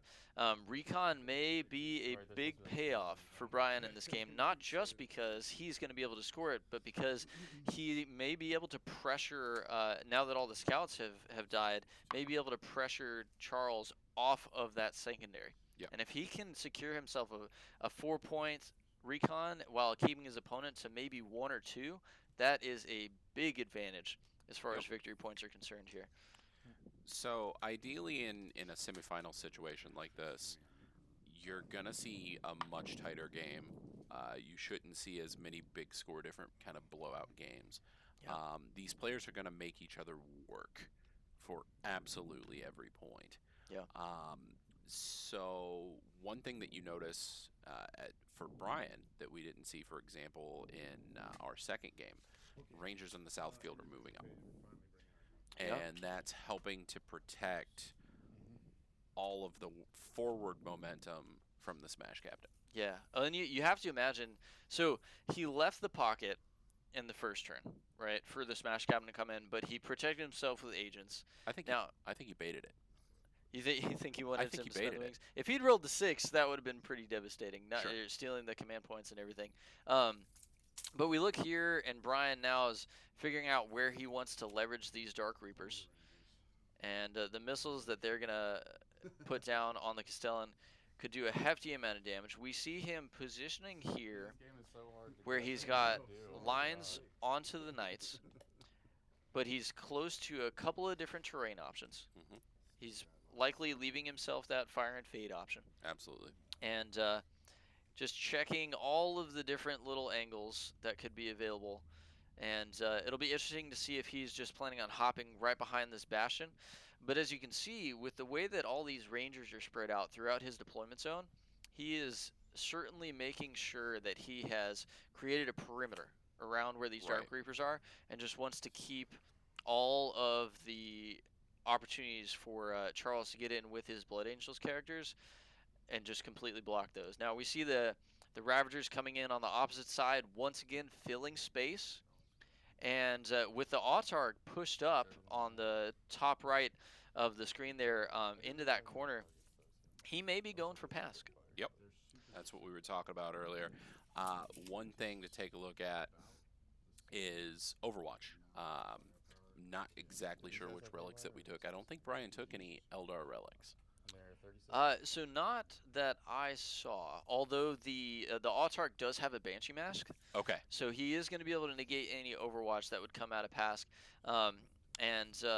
Which is huge. Yeah, and with these Disintegrators coming down, we'll see what Brian's going to target. If he's going to try and actually kill past this turn, we may see the Disintegrators coming out of those Ravagers at the tank. However, if he is looking to just continue tapping Pask for a few turns, then we may see those Ravagers just look at an easier target, maybe take out the mortars here. Yeah. And try and get himself into a position where he's going to have a second turn with Kill More, Hold More. 2 turns in a row, if he's able to secure a 2 or 3 point advantage on primary, while also getting 1 more point on secondaries from recon when his opponent is unable to, that's the kind of way that you can turn a 2 point lead into a 5 point lead, into a 7 point lead, and just gradually grow that gap to a point where even if the overwhelming firepower that can progressively come out of Charles' army gets it to the point where Brian is left with very few models on the table, the gap may just be too big. Yeah. So you'll notice the Ravagers in their placement. 2 of them are very much not able to draw firing arc on the northernmost portion of the table on the top right. So what I'm wondering is, Didn't farm any of it. let's see what we got here. Hey, I farmed one. Okay, so you got 1 left, right? Yeah. Oh, and I get 3 on mine too. I get 1 back. Sounds like we used another stratagem there. Yeah, so it looks like both players able to pick up a command point back with the rolls there. Yeah, we burned through some command points. Considering we It looks like Brian already pretty low on command points, using Agents of Ec twice in that first turn. Oh, good call. Nope. Ooh, so command point reroll. Ooh, all right, and so that's a 1 on the Vect roll. Brian gonna have to spend another command point to re-roll that die, and that means that he, I believe, is gonna fresh out unless he's able to pick up some from Charles with those 6-up rolls that he's got every time his opponent uses a stratagem. You're back up to 6. I never took you down. Yeah, you're at 6. Okay. Charles here, it looks like he's still got about 6 command points left since he has refunded the cost whenever Brian uses Agents of Vect, since he hasn't rolled 6s. Shots. Okay, that's a lot. All right, so 15, 17 shots. looks like we are moving into the shooting phase for Brian. Roll in the dice here on the Talos, it would appear. I mean, you had to kill the other Talos squad, right? So he's able to pick up 15 shots, a pretty solid roll here out of this 3 Talos unit. Pulling the misses. And we're seeing here how much damage he's going to be able to put out. So wound rolls coming in, So pulling the 1s and 2s. It's mortal wounds only. So 3, 4, 5, 6, 7, 8. Well, technically, it's 8 plus 1 armor save. Or Okay. strength 4. So 1 armor save. All right, so Fails it. So that's 1 armor save rolled there, and then 8 with no saves. It looks like. Oh, here come the additional saves. So I ignore 1.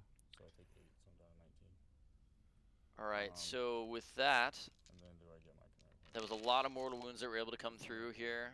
So that's going to push the Castellan, it looks like, down to 18. So we're just So I'm down to 5. continuing with our lack of farming. Already on top of the Castellan. Because our 2 grand strategy. Turn 2, already Yeah, on right. top of the Castellan, which is different than we've seen up to Alright, now. so we're When gonna you go shoot back to first. Walsh's game, Yeah. that we saw game 1, Yeah. the Castellan remained unharassed. Yeah, well, and after seeing a volley like that out of the remaining Talos squad, you have to think that Charles is very happy he was able to deal with one of those Haywire squads before this turn. 5 reroll 1 steward. All right, That was really good. -3. so very good batch of hits and wounds there.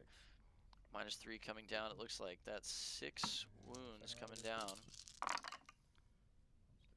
All right, some additional shots coming through. Looks like Brian starting to feel himself here. He's picking up the pace of his rolls. He's getting through a lot of good damage onto the Castellan here, and these saves are not coming through for Charles. The Agents of Vect was for rotating ion shields, Okay. and that okay. is a big deny. Brian, Wow. even That though could he had cost to him the burn, night. yeah, it absolutely could. And even though Brian had to burn, their 4 command points to deny that rotate, if he's Ooh. able to kill the knight here, and that's another 2 wounds coming through, that looks like at least 1 more failed save.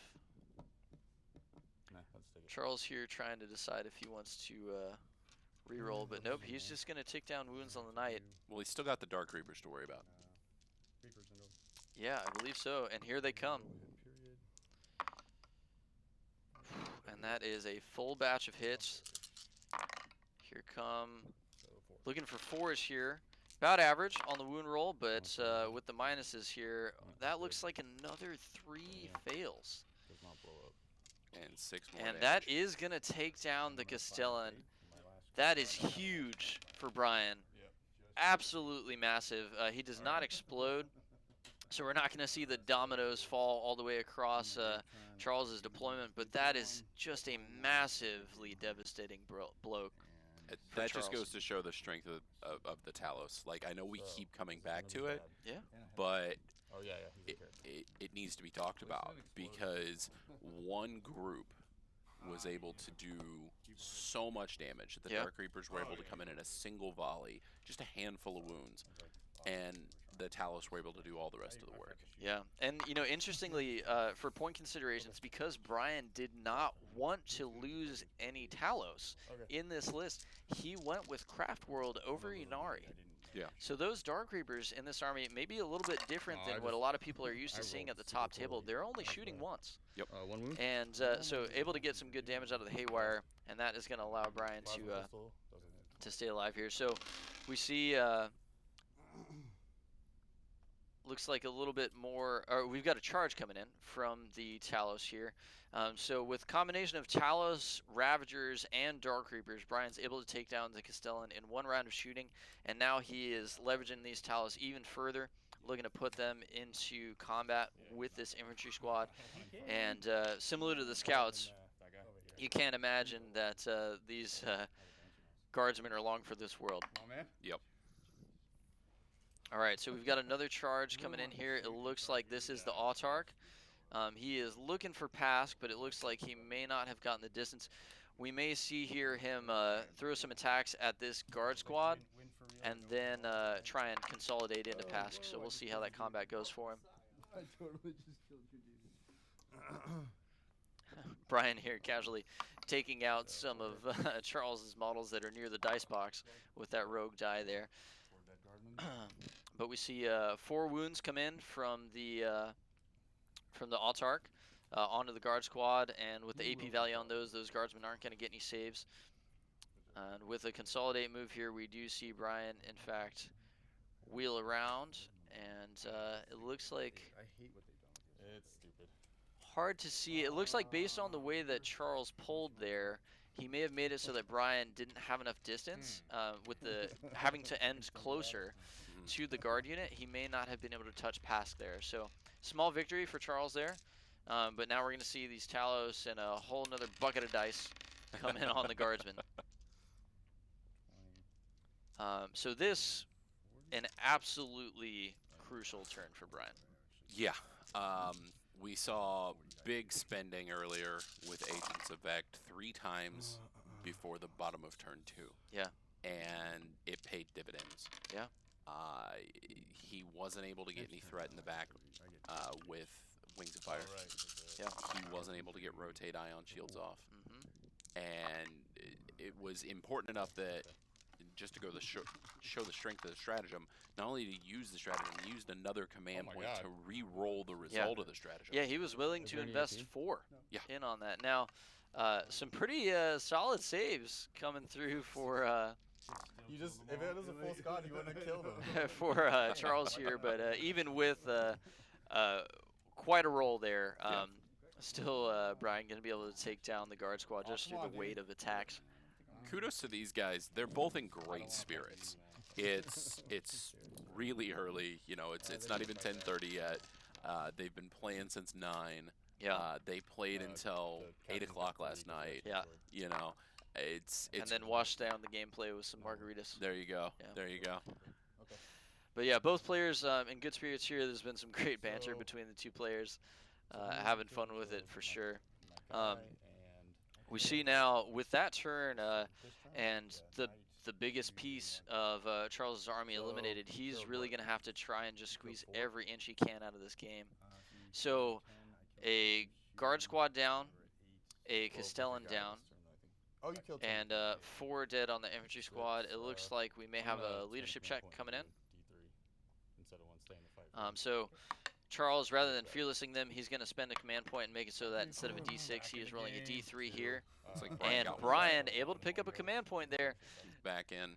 Yeah, he's feeling good about that. Having a reroll in your pocket is it's like having a security blanket. You know, you just feel a little bit better as long as it's within arm's reach. All right, so coming out of Brian's turn, we definitely see he secures kill 1, hold 1. It looks like he is able to get the bonus that turn. So 3 points so far for Brian off the primary. The Castellan down, that's going to be a headhunter and a big game hunter point for him. And he's also going to score recon. We'll have to see if he's able to kill more and hold more.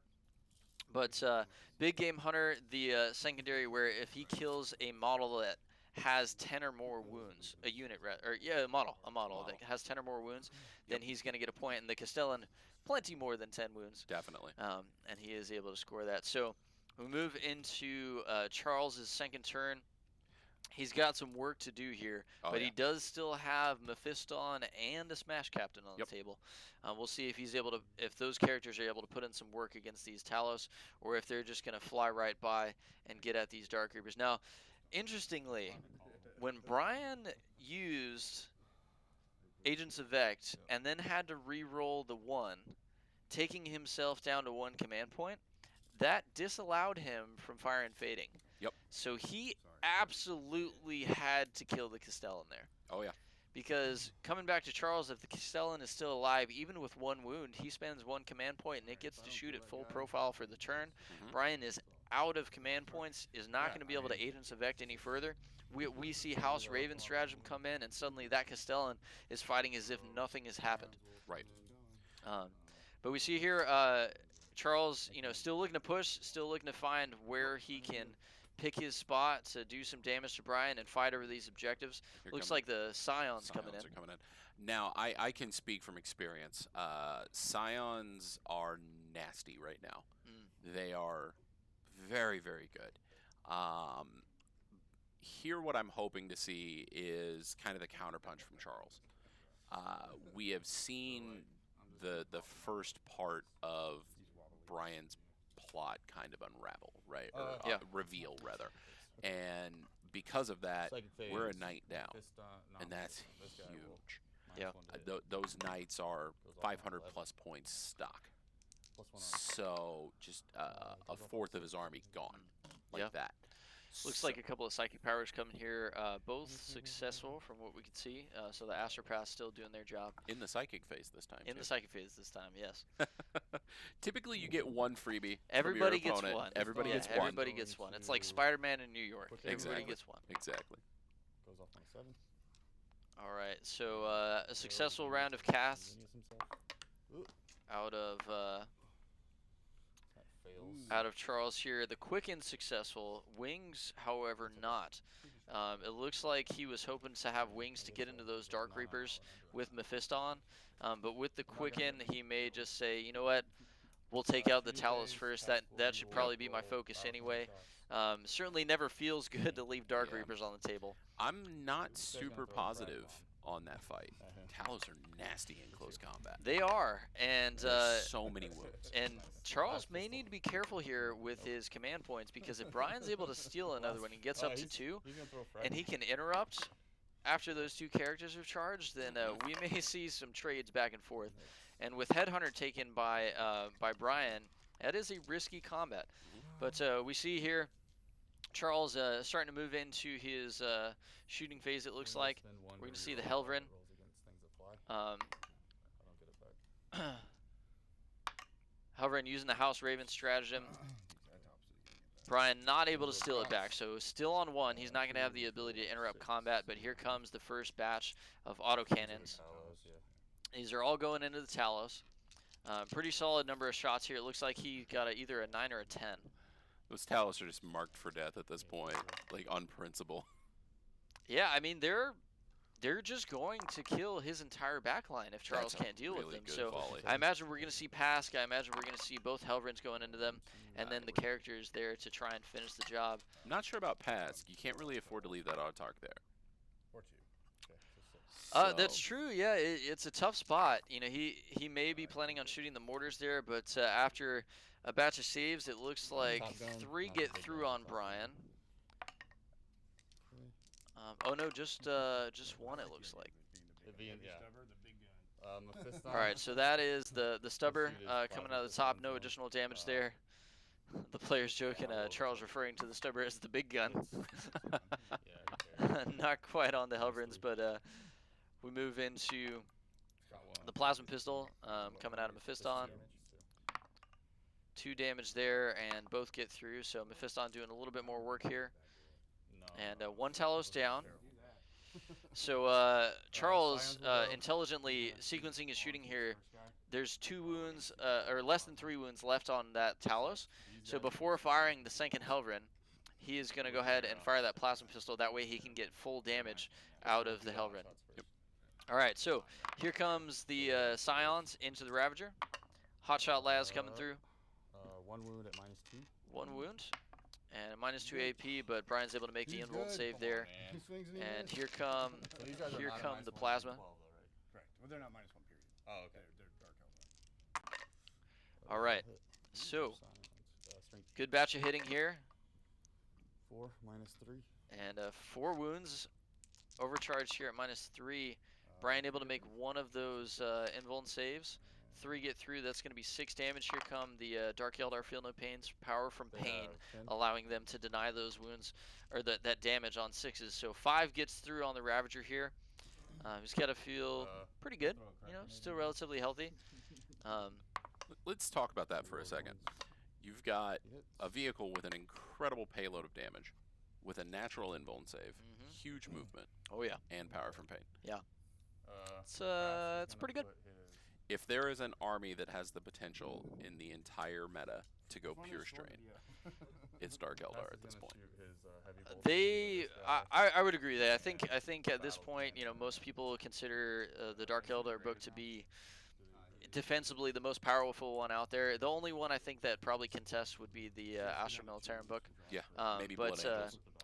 But the the Blood Angels, you know, they've got a good codex too. I think the range of units that we've seen be really productive for the Dark Angel or for the Blood Angels a little bit less. But we're back into shooting here, and it looks like on 3s. we've got some mortars coming in. Oh no, so we've got a -1 Finally. here. This may be the second Helverin Through, coming in then on the you increase Talos. damage each, right? No, these aren't. These are the heavy bolters. Oh, this is on. Oh boy. Yeah. Gotcha. Okay. Oh, these are the heavy bolters coming off of Pask, actually. So just a single point of damage for each of those.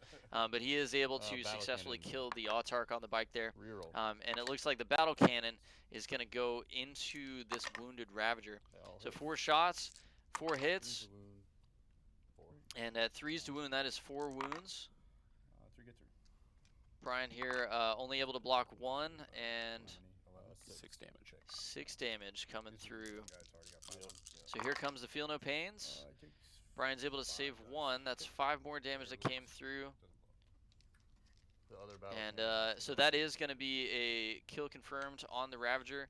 Does not explode okay. here. My last Helverin. So 1 Ravager down with the other 2 on the table though, and those disintegrator cannons lining up very well against the rest of Charles's army. Actually, You have to he's gonna imagine go Brian's on feeling that. pretty good that he's still got 2 alive. Can you do it? Number of shots. All right, here come the mortars. 1, 2, 3, 4, 7. So at the cost of the Autark, he stops Pask from firing the heavy bolters at the Ravagers. Oh, this is actually the second Helverin, it looks like. 2 wounds. AP -1. 2 wounds coming through at AP -1. Looking for 4s here for Brian. So 6 damage comes through. Here come the Feel No Pains. He's able to Yeah, block but- 1 more. I think both of ours have been actually pretty bad. But if the Autark's My not there, Nights were the not mortar the teams are able best. to take out the Autarks. No wounds on the little gun. You've got a heavy bolter for a Ravager and then a battle cannon for one of the healthy ones. I got the mortar squad. And Brian's down a second. We So will the try Autark being and there get is on that huge. Ranger squad if they're in range. of them. So yet again another circumstance where every shot So the is front just squad, or the back squad being will go. fought for and drugged through the mud. Yep. 11, Yeah, no matter how much of an uphill battle Brian has put Charles in this game, he's gonna use So we're every bit hitting of on shooting he's got, every 5s, bit but of movement rerolling he's every got, and little every bit of bit. combat he's got to try and make sure that he makes Brian earn it. You never want to close all the doors, for pretty yourself. You cool. want to at least, even if it's a 1 in 10, Right. you want to make sure you take that shot, especially when you're playing at win on table 3s 1 now. in a major. Yep. All right, so 1, 2, 3, 4, 5, 6, 7. Sorry. looks like 7 wounds coming here. Brian gonna roll these saves. That's a pretty good batch of saves here, but we'll see. That's likely gonna be enough to finish off those last 2 Rangers. So Charles pocketing the mortars through that turn. He wants to make sure he gives himself the opportunity to put the damage where he needs it, but trying to secure at least a couple of kill points here, he decides to take out that weakened Ranger squad. Ooh. 17. A great batch out of the mortars here. That's going to be 17 shots. Right, 1, 2, 3, 4, 5, 6, 7. And then 10. Yeah. All right, so here come the shots from this mortar squad. 4s are just misses. And it looks like the 4s are straight misses because of the Aliatok -1 to hit, but he's going to be able to reroll all of those 1s and 2s. A few extra hits picked up on the reroll there. Okay. We'll see how much Wound on damage 3s. he's able to get through. So wounding on 3s. 1, 2, 3. And that's a pretty solid wound roll there. Hefty amount of saves Brian's going to be taking. All right, so looking for 5s here is Brian with some Rangers that are out in the open, but looks like he lost 2 there. Oh, I'm sorry, 4s. Got it. Okay. So with that, I Alright, believe we've that's seen the majority of Charles' my smash shooting. captain will try to charge your Now he's character going to declare some charges here, and the Dark Reapers. and he is electing to charge the Dark Reapers as well as the Talos. You have to imagine he would much rather be piling these characters into the Dark Reapers than the Talos, but a reroll charge there, it's going to get him 11 inches. That should be enough to get him into the Dark Reapers, and that is huge for Charles. He absolutely needs to kill these Dark Reapers. Another volley means Pask or one of those Helverins is going to be popped, and every turn that those Reapers remain on the table, this game pulls further and further away for Brian. So one of the things that we talked about earlier about the Dark Reapers in this setting, oh, there you go. So he's got +3 to this because quick win. So 7. So as I was saying, the Dark Reapers aren't Oh, it Yennari Dark Reapers, Okay, sorry. so they're not double firing. Yep. And so, Command point on this one. is this something that Something Brian is as get it worried back. about losing as, say, the Talos, I which do. he actually went out of the way to pay extra for? okay. Yeah, I think you're in a situation where Brian is ahead in this game. There's no question Sure. that after the Castellan died, Brian is Alright, well, ahead. this So one will he's go at a against D3 point extra where, attack from quickening. regardless of if it's the Talos or the Reapers that get charged here, even if he ends up losing one of the 2 units, Mhm. he's still got to be feeling pretty good. Yep. But Charles does need to fight for every inch, Oh, and yeah. he is much happier putting these 2 characters into combat, which so far is going pretty well for him against Dark Reapers than he is against Talos. Yeah. Because if the unfortunate thing happens, 3, 6, where 7, 8, 9. for whatever reason the unit you're trying to kill survives the combat, you'd much rather get punched back by a couple of Dark Reapers than 2 Talos. Absolutely. Even absolutely. 1 Talos. So what Um, you're seeing here is the counter swing that I was hoping to see from Charles. Brian had to know that the depth and cost of his play and the gain that he got out of it at the top of that turn, or at the bottom of that turn, far and outweighed what he was going to lose in the counter They can't swing. fall back to 2, bro. But They the counter swing has been Well, I'll really play effective. that. We're down a Ravager, we're down Dark Reapers, we've lost a lot of our Rangers. How many do I You get? know, it's a situation where So 3, the punch 1 back for- hasn't yep. been as hard as it would have been if he'd have been able to drop it turn Hitting 1. 2s or 3, sorry, rerolling 1s. Bunch of 2s, of course. Alright, so this is the Smash Captain coming into the Dark Reapers here. Red Rage used to give himself an extra few attacks, but an unfortunate volume of 2s there on the swing. He's only able to kill 4, it looks like. So 3 Rangers plus an X-Arc still left in that unit. And being Eldar, Brian here should be able to fall back and shoot. Now the other side to this is, if Brian had been able to, or if Charles rather had been able to kill the Reapers, which he may have the command points left to fight twice here, so we'll see. 1 save coming through on the Smash what's Captain, their he's leadership? just fine. Their leadership is 9. If players talking about leadership how here, much is the Charles strategy definitely to debating shoot when they fall back? if he needs to I fight don't know, I'm twice. I'm gonna spend You 3 can tell he and doesn't want play to. again with him. Yeah, he does not want to burn the rest of his command points and risk giving Brian any additional ones, but he's going to go ahead and do it. And Brian does pick up a command point. I deny it. Yeah, I'm not. So is that the remaining command points for Charles? So 3, 5. Does that put him out? Nope. Or does... Alright.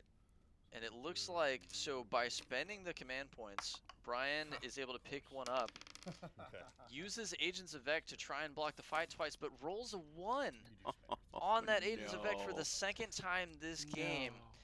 And that they're not would going have under as been well. backbreaking Absolutely. for Charles, but he's going to get a second round of attacks here. He's still buffed up from that Red Rain stratagem. Can you imagine how demoralizing that would have been? Oh, it would have been absolutely devastating. The Dark Reapers just fall back and shoot the captain. I got him. But with that, Captain with 4 more dead Rangers, he's able to kill the squad to the man. The So Emperor protects. yeah, an important victory for Charles there. He's able to kill the Homunculus with Mephiston. He's able to kill the Reapers with the Smash Captain. He's able to take out a Ravager. And with that, he's got 3 kill points this turn. Mhm. And I believe that's actually going to mean that the players are going to split kill more. Oh, you know what? Actually, Charles also killed the Autarch this turn, so that's Yeah. 4. 2. We'll have to review. Brian was able to kill either 3 or 4. It's going to be close here, though. We see the Smash Cabinet looks like he piled into, or consolidated in rather, to some Rangers there. Brian getting a couple extra punches back. Doesn't look like any damage came through, though. For sure, not the bonus. All right, so both players kill 1, hold 1 here. I only killed 2. You killed. I think you just killed more. 1, 2, 3. Yep. So you already Yeah, so with that, Charles securing kill more. That's an incredibly important Headhunter, Did not get it. primary point for him here. and old school. Brian with 1, 2. Alrighty, let's do this. It looks like they're going to trade even on objectives held as well. And the kill onto the Homunculus combined with the kill on the Autarch means that Charles scored 2 Headhunter points here.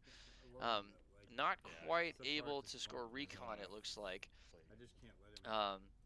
And so Brian, he picked up one big game hunter point that turn. He picked up a recon point that turn and a headhunter point that turn. It looks like 7-11 for Brian and 7-8 for Charles. So he's able to stay within 3 after what was a pretty devastating turn. Yeah. But the Talos here now moving in on these Helvrins. Looks like Brian has every intention of picking off one knight per turn. Yep. Making sure he's scoring those big game hunter points.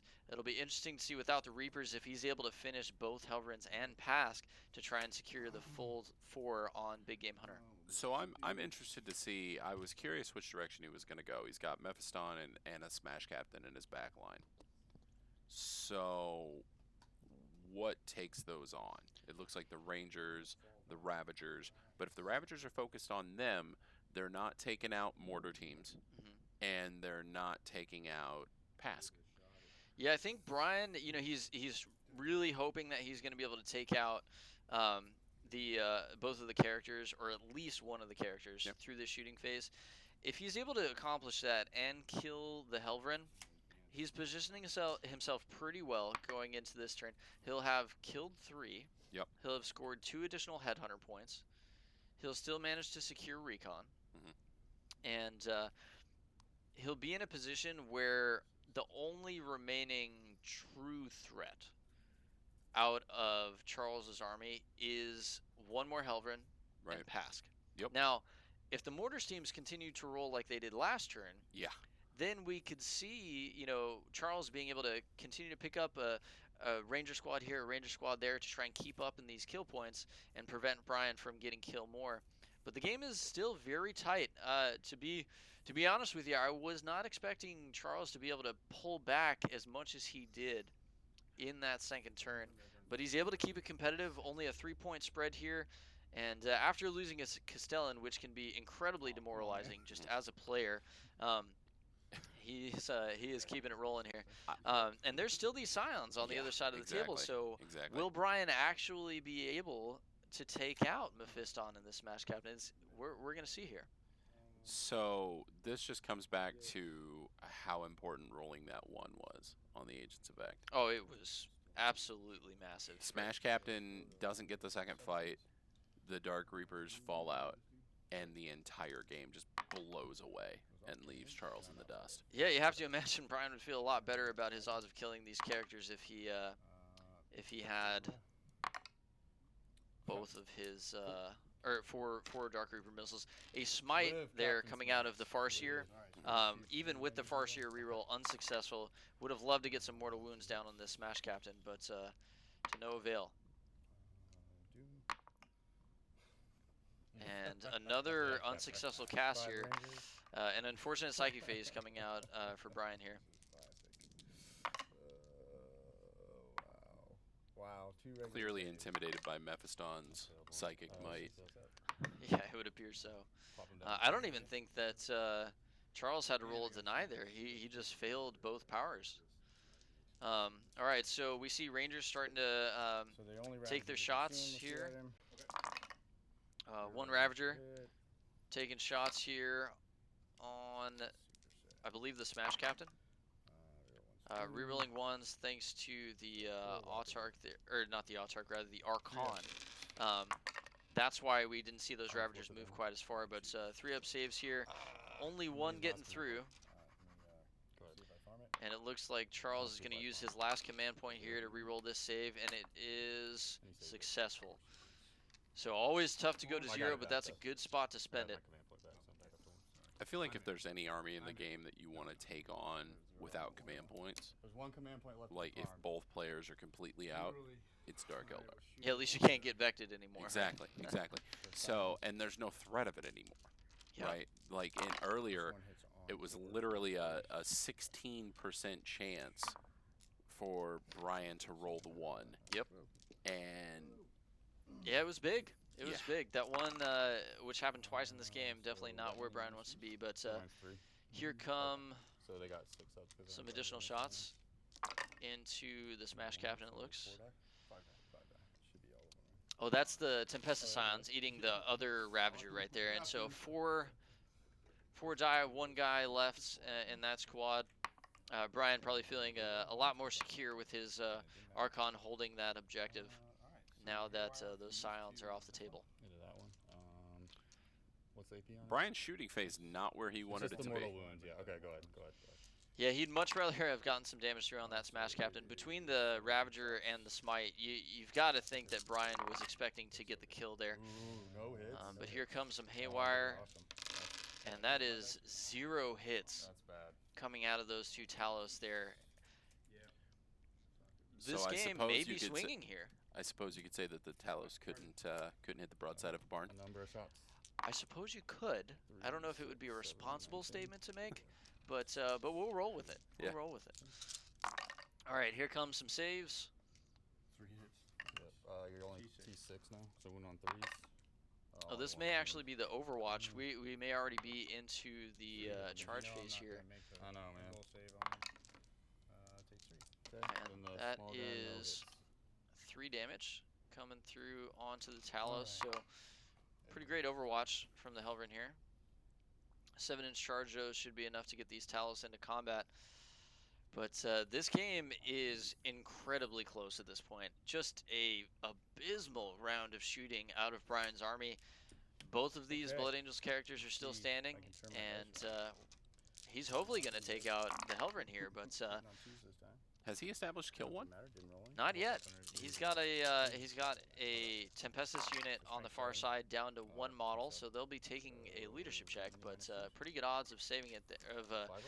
not losing the full squad. So here come the saves 4. from the Helvrin, and that's only 4 damage So he's that gonna come out of the Talos here, so that Helvrin is going to be And just we fine. will, attack back, I guess. So the problem that Brian has right now is that Stats are honest. I think he's got 4. everything that he needed to get rid of this turn is still alive. And not just still alive, but in great health. Yeah, he's.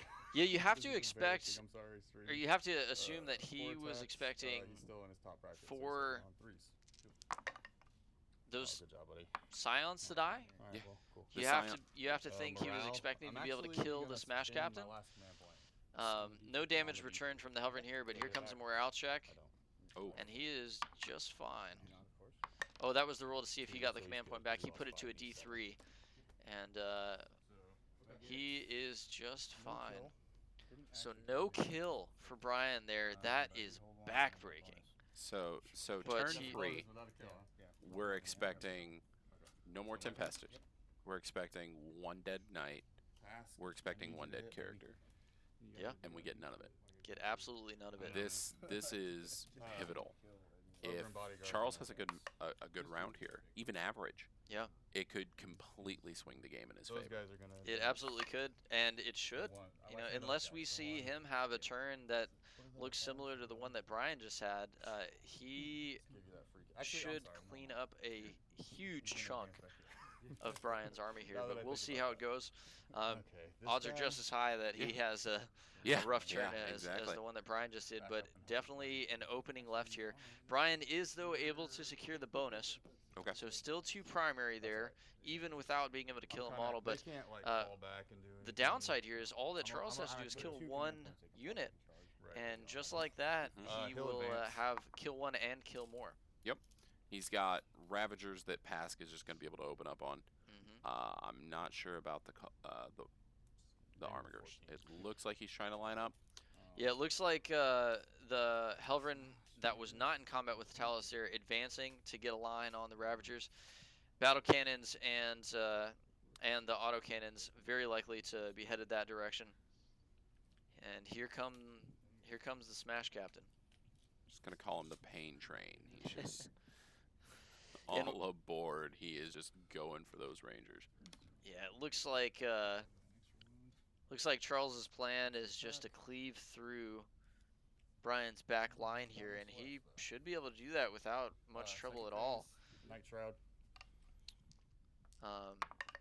Here comes the Psychic Powers. And we'll give Looks him like Psychic Night Barrier. Shroud successful, Goes off. I don't know. Just in case. and Why not? successful Psychic phase here. Mephiston is gonna throw A little bit of added defense smite put at on to those- I guess Pask. it's the racks, I'm assuming, is the closest. Mephiston here looking to cast a smite onto some I racks. can't see them though, right? Oh, you're right. So, Successful go left on cast, but six. after the player's check, it looks like You I wanna can't do deny that? it. I don't think. I think I might have moved in. player's checking here to see if Brian is in range for a deny the witch. And so with a roll of a 7 there, he would have been able to Now he's gonna do deny. the He's got the rampage one farseer on rule there though, Smash so Captain, give him an extra is able push. to deny that Then smite, engage. saving a few mortal wounds. Deny. Fails. Use my roll. All right, and a successful power cast onto Shooting, reroll battle cannon. looks shots. like the Smash Captain, so he's gonna have an It's additional called attack, pound I them to believe. dust, I guess. Take aim, Um, take aim. Pound them into dust on Okay, Pask So here. we're all out of command. Take points, aim on both of the mortar squads. You have one. And, so far, so good for Charles. We'll see how the shooting phase goes for him. How many? He's got. And this two all of just them keeps coming back to that failed agents effect. He's gonna. We're gonna. It really use does, Bob's yeah. this one too. The Smash Captain Not super- is just has free reign Yeah, there's in nothing that back back there to line. stop There's him. a farce here, but with that Pass is first gonna smite go. failed, Pass is It's put gonna the be, battle it's cannon gonna be into tough. The undamaged one, the heavy bolters into the damaged one. Okay. Seem fair? all right. So Six, Pask nine heavy split bolter firing shots. here. They're not minus, right? It's like heavy bolter shots going into the wounded Ravager. He still hits on twos, so. All right, T5, great batch of 75. hits there. I got Wounds coming through. It looks nice. like just 2, but they're at -1, and both saves failed. Neither feel no pain successful. Yeah. Brian just can't buy the dice right Okay, now. Battle cannon, number of shots. I Yeah, got they six. have certainly not been, other than the kill on the Wounded Castellan, dice have Reroll not been 1 for kind the so stadium. far, but here's the battle cannon. Strength 8, so wound on Maybe threes. that's the price you pay. Strength 8, wounding on 3s Three here. against Poor wound roll, but 3 still getting through, D3 damage. and no Yeah, invuln man. saves made there. 3. Here comes the oh, damage, 8. and that is a full 8. I got Brian one. gonna take these feel no pains. Yeah. Wow. And I made Not it. able to make any of the feel no Battle pains there cannon either. two. Those only coming through on 6s. 3. It's a I'm full just gonna 8 take damage that's that. coming through.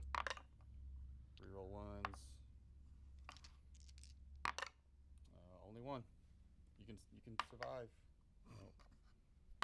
For 3 damage. I would Brian's got to be actually getting to that place where he feels like he roll can't it. I buy. didn't roll Just can't buy a win. single save for my Yeah, this last turn has not gone well for him. You know, things looked great after the Castellan was killed, but we Okay. talked about it, right? So what's the Charles toughness on made the racks moves he here? needed to make to keep himself in the game. Yep.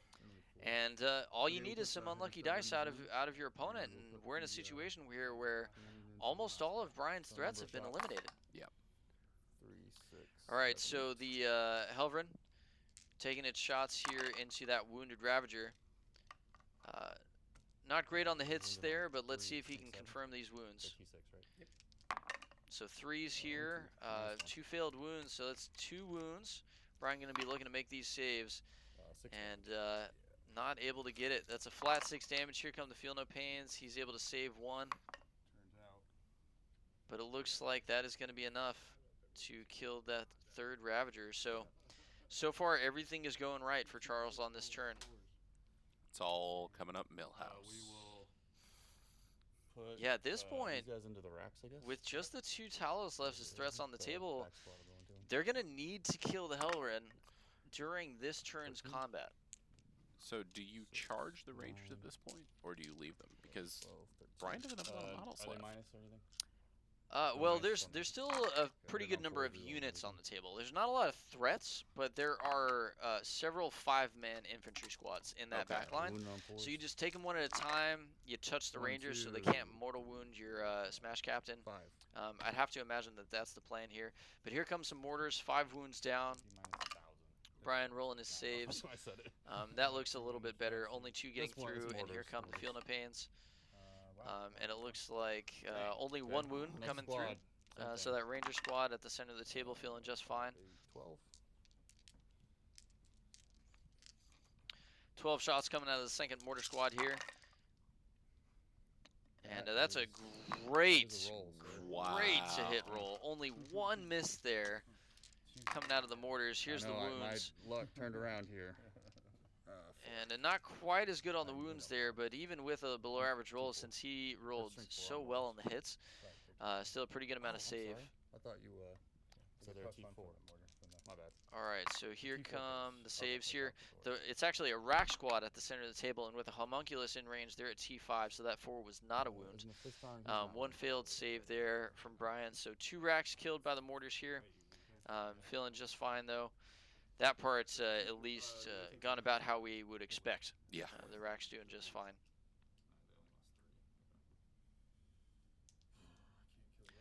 All right, and with that, it looks like Charles here just thinking through his charge phase. You still got a playmaker. Who's that? Captain Smash? Captain Smash. Oh, okay. I'm gonna throw a frag grenade into the Rangers. All right, frag grenade coming out of the Smash Captain into the Ranger squad here. 2 hits and 1 wound. Brian's got a save. And that is going to kill a Ranger, so a little bit of damage done before the combat starts. The racks, the Rangers. And with the Angel's Wings on this Smash Captain, normally when you charge your opponent, they get to shoot back at you with the Overwatch. Not great Last shooting. command point. They only hit on 6s, but because he has the wings, Oh, sorry. no Overwatch allowed. I thought I spent the And command. here we see Charles declares a charge against everything in range, leaving himself as many options as possible. 6-inch charge, though, he's going to get into the Rangers exactly as he would want to. He will be near that objective, but with objective secured on the racks, it's unlikely that he can hold that. So Brian's going to keep that objective. On the other side of the table, though, the Tempestus Scion doing the same thing to Brian's Archon is going to have objective secured on that far side. So with Mephiston holding the objective at the bottom of the screen, So he's at 7 right now. 'cause the he's got Scion Armor holding the He's, objective at the top of the top of the board, and then back in his All deployment into the zone, Farseer. just sitting on the objective, he's going to get hold more this turn. Mm-hmm. 4. All right, so here come the attacks. That's I can't. There's nothing I can do. Yeah, 6 damage. all right. So Ranger squad pulled here. So I get attacks back. It looks like he elected to just throw punches there, as opposed to killing the unit. So he's just doing a little bit of damage, turn, thinning man. him out, making sure he's got some easy kill points to score coming up here. Oh, sorry. We got No damage returned You swing first. onto What's no my damage base? returned onto the Go forward. captain, but now we've got the combat with the Helverin and the Talos. Right? You're T7 or 6? 6. So those both wound. All right, no Finally damage saves. onto Yay. the Talos here, but here come the attacks back. We'll see if Brian's able to chunk through the rest of this well, I'm Helverin. not going to apparently because I'm gonna roll 4 1s out of my 10 attacks. Oh, you hit on 2s now, right? I do. So 3. And at this point, from Power from Pain, making it so Brian is hitting on 2s, but only 2 wounds through once again. It's another 4 damage, but the Helverin is not dead yet. I'm okay with that. It'll be so Brian gonna have a choice to make You here. killed one, you held one. With Fly, those Talos can fall back and shoot. Does he want to leave himself in combat, or does he actually want to fall back and try and take out the Helverin with the Haywire? So, coming to the end of that turn, Chris is able to score hold 1, kill 1, No, you don't. hold more, kill more. He does not have the bonus, so that's 4 primary points. He's able to score recon this turn thanks to his characters that are out there all over the board. No additional headhunter secured. Brian on his secondaries, no BGH yet. He's got to finish off that Helverin. No additional headhunter because he wasn't able to kill either of those characters. But he did score recon once again, so he's up to 3 there. And as we see Brian go into his first turn, it looks like at the end of the 3rd battle round, we've got Brian with a total of 14. And we've got Charles coming in with a big swing that turn. He is coming in with 9-13, so 1-point game going into the 4th battle round here. Wow. And you have to think, with both of those Blood Angels characters alive and into Brian's backfield, Charles has to feel pretty good about where he's at in this game. Not even just the characters. You've got a completely unharassed Warglaive. Yeah. you've got a completely unharassed Pask. Yep. Um, it's not looking good for Brian. That turn in hole went probably as well as Charles could ask any turn in any game to go. Yeah, everything he wanted happened, and everything Brian wanted did not happen. Yep. And despite the odds, of the decisions that the players were making, sometimes that's just how it unfolds. So Brian, just quickly saying, hey, let's just resolve what happens between this Scion and this Archon real quick. Charles, happy to oblige just for time's sake. But he is able to finish off that Scion, so his Archon should be able to hold that objective. That's going to be an important point in this game for Brian. We see Splinter pistols in the rack squads. Psychic Phase able to chip through a little bit of damage there. Now we see some Splinter pistols. That's what I needed. And not that. Like, don't All do right. it. I need something to go away again. So a little bit of damage chipping through here on the Smash Captain, and it looks like Brian is able to finish the job. So first very important objective of this turn finish for Brian. Pressure coming off the valve. Yeah, you can see maybe a slight sigh of relief. That's the first time Brian smiled in the last half hour. Yeah, and can you blame him with how that turn went? But players, both of them, hanging in this game, even though some devastating things have happened on subsequent turns. And this is what high-level play looks like. You're gonna hit, they're gonna hit back, and it's just last man standing at the end of it. A war of attrition between these two players. So we see the Talos are able to finish off the Omager there. It looks like Brian did choose to just let it happen in the fight phase. That's going to allow him to keep his Talos behind this terrain, and likely he is looking to threaten those mortars on the next turn. So Brian here, he scores a big game hunter point, he scores a head hunter point, he scores recon, so he has maxed that secondary. He's going to get hold 1, kill 1, and I believe still able to secure the bonus between the Archon, the Homunculus, and the Farseer in the back. So a pretty strong turn for Brian overall. Yeah. He's able to keep himself in it, and man, was that an efficient turn? Or Ooh, yeah. That was maybe this is what happens less when than 10 minutes. Brian's been planning this entire turn in his head. Oh yeah. Since he got done with his last turn. So it was really just, where is Charles going to be? Yeah. But Charles is in an interesting spot here. No more free Overwatch. The Rangers are open again. Did not expect the Smash Captain to go down like that. We finally got a smite off. Yep. Which you almost forget. Like, I'm going to be honest with you, I completely forgot that there was even a psychic presence in the army. It was all Dark Eldar. Yeah, the All first the year in focus the was back Dark there, definitely coming through clutch. Brian would have loved if that happened a turn earlier, but he'll take it just fine. Now, Mephiston looking to pressure the center of the table here, knowing that Brian is trying to stay in the game by scoring that bonus point. He's done it 2 turns in a row now. Charles finally says, you know what, that's enough. I'm going to need to clear out the center of this board. Yep. Yeah, Looks like Mephistons going to get some backup. Psychic barrier goes off. And Yeah, so the Psychic Phase coming through here. Psychic Barrier successfully cast. Quickening goes off. And the Quickening from Mephiston goes off. He's going to have D3 extra attacks. Deciding if he wants to wings here or give himself a smite. Brian still has a deny at this rate as well. So looks it's like the they're checking to Farseer see range. if a distance on what the wings would be, and also distance on the Farseer. We'll see if Brian chooses to deny here. Wings does go off though, and without Brian rolling dice, it looks like he is out of range for a deny. All right, so Mephiston looking to opt out of the center of the board. Looks like he's instead going to go for the back.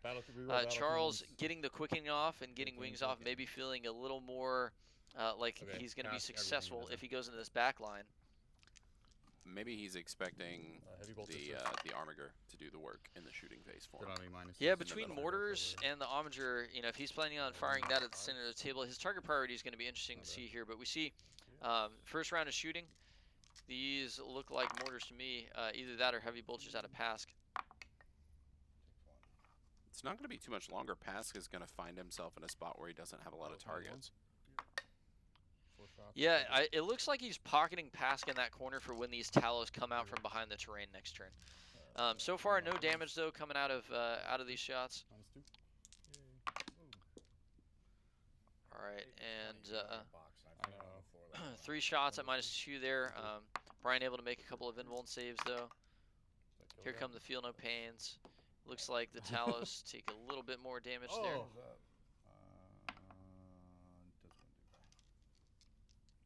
Okay, next battle cannon. All right, here comes the battle cannon out of Pask. He's gonna re-roll that with Pound Them into Dust. He turns a 2 into a 6. He's got to feel good about that re-roll. Yeah, it's a Cadian. That's payback for earlier, going from a 3 to a 1. It like makes him Catachan, except they reroll. All right, 6 hits. That many wounds. 5. He's got 5 wounds here. Let's see if Brian can make some saves. 3d6. So 3 get through, 3d3 damage coming in, and that's 6 wounds, or 6 damage coming through, 6 Feel No Pains for Brian. Is not able to make any of them. Like the whole game I haven't made. And that is the Talos dead. So Pask Mortar squad. doing nine. everything you could possibly want Yeah. See, I in thought this turn. that back squad Brian reroll had that line back of sight squad. on Pask, but I guess 10. we didn't have the angle. Yeah, it looks like there's a window in the second story of that building, and line of sight blocking only counts for the first floor. So, Yep. you know, additional cover saves, but if you're getting shot by a battle cannon, it just doesn't matter. 5, right? So, I need 5s. unable to Sorry, I get think I through with his listened to invuln the saves last here. one. So We 4. see Charles once again. Both of these players pick up the pace a bit when they feel like things are going in their direction. Solid. Some great saves there, though. No damage coming onto same the thing. racks. All right, 3 more 12. mortars. 12 shots.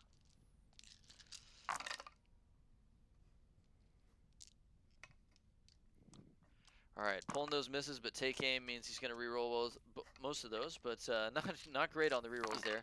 Here come the wounds, and that's looking a lot better. So 4 wounds through here. Brian going to try and make these saves.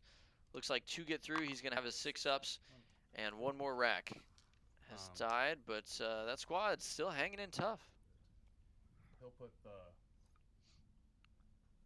That's the character back there, isn't it? All right, with the Talos dead, Charles Omiger here feeling a little more comfortable, just gets to shoot at whatever target he wants. He's going to put his shot straight into the middle here. And looks like he's putting the auto cannons. Oh no, that was the plasma pistol into a ranger. That's going to go ahead and kill it out of Mephiston. So now we see the Helverin coming in. And the stubber at that one. So auto cannons coming into the back rack squad, and he's going to put stubbers into the center here, hoping that he can finish off this rack. But a save made. Into the other one. All right, here 3, 4, comes 5, the 6, 3d3. 7, So it looks like 9. 9 shots. Yeah, 9 shots coming to the rack squad on this objective in Brian's deployment zone. Lots of misses there, only hitting on 3s, but here come the wounds. Toughness 4 on those guys. So 3s. 3. -1. Looking for 3s and gets them. 3 saves here on Brian, looking for 4-ups. He's able to make 2, Yeah. so only 1 fail. And that is going to be 1 rack killed, but that squad still had pretty decent strength. Just trying to soften him up here before Mephiston gets into combat. The racks, 2 rack squad. All right, so we move into the charge phase. Mephiston charging the racks. No damage on the Overwatch. 7+3 thanks to the quicken on that charge, the psychic power that you see that card representing on the table. So a successful charge out of Mephiston, and he should be able to go to work on these racks. D3 for quickening. So here come the attacks. The quicken's going to earn him 1 extra. So 4 base plus 1. That's going to be 5 attacks coming out of Mephiston here. How many racks do we have left? I believe there are 4 left in the squad. Okay, cool. Looks like So he's we're gonna do decided it. to put the attacks into the ranger, though. Heck of a lot of 1s there, but 2 wounds through. Mephiston wounding just about everything in the game on 2s. And it looks like that is going to be able to kill the remaining rangers that are in that unit. So just the racks that are left to duke it out with Mephiston. Okay, nice. That's Here 4 come the of those. swings back. That was a heck of a lot of hits. I needed those. 4. And 4 wounds, but Mephiston with his 2-up armor probably feeling pretty comfortable here. Fail 1. 1 damage does get through, but the Feel No Pain, and yeah, so Mephiston loses 1 here. All right, so you Okay, so with that, lost 2. Leadership 8. Hold 1 secured, kill 1 secured.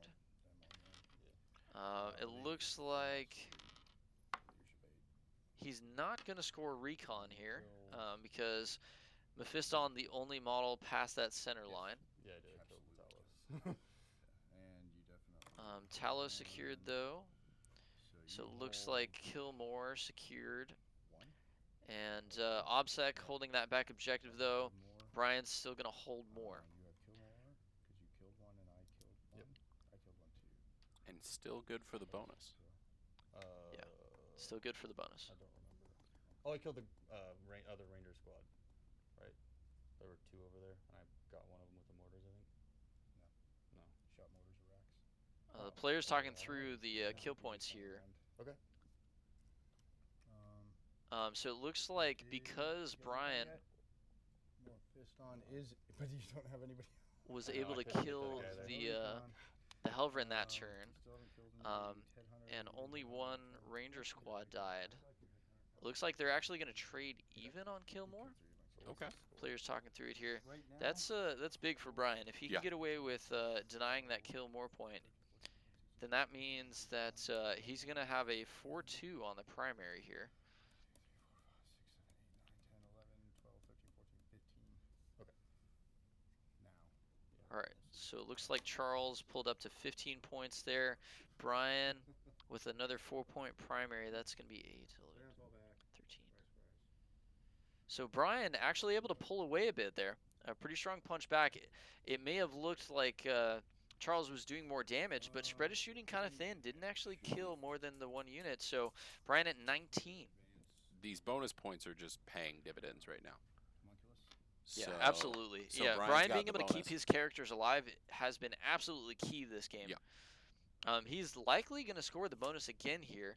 So 19 points for Brian, 15 points for Charles. I don't think either of us were expecting that to swing back No. in Brian's favor, but that is just how No. this game has Yeah, gone. yeah, absolutely. Both players showing some great resilience here, each having turns that just have not gone how they have wanted them to go, Yeah. but they're able to rally, they're able to punch back, choose we're their not targets done yet. wisely, and yeah, we certainly are not. Going into the top of 5, this is anybody's game. Yeah. This has been the closest match we've seen. It absolutely has been. And this is what we were expecting on day 2. We're looking at 2 players competing for the top spot in this tournament. This is the semifinals of bracket 1. Whoever wins this is playing for the win of the tournament. All right, shoot.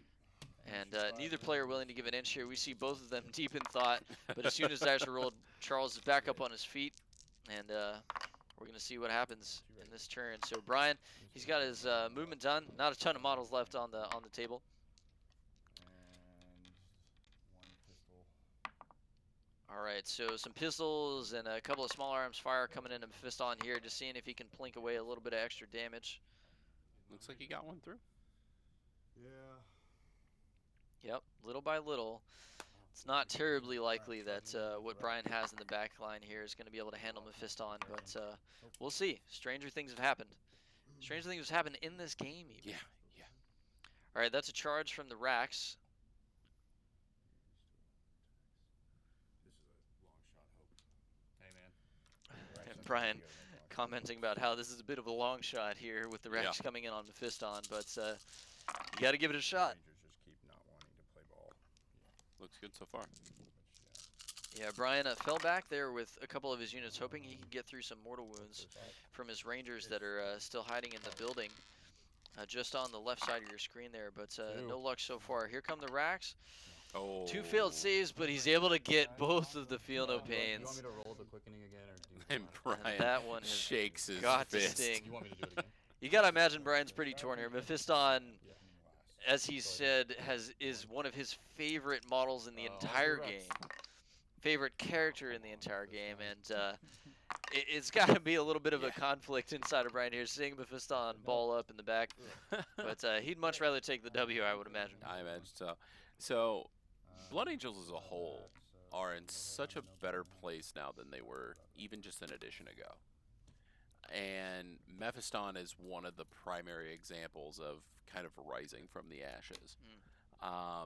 in 7th edition, the Imperials that you saw were your Super Friends or your Wolf Star and things like that. And nowadays, everything's red, you know. Yeah. So, but with 3 codexes still around the corner, we'll see who comes out. Yeah. It's going to be an interesting few months as we see these next releases, but Pask now on we the see move. Pask and this Helvren pushing up. Really no threats left No. in Brian's army. He was not able to secure kill one there with Mephiston living. So we see he's able to hold one. Psychic phase.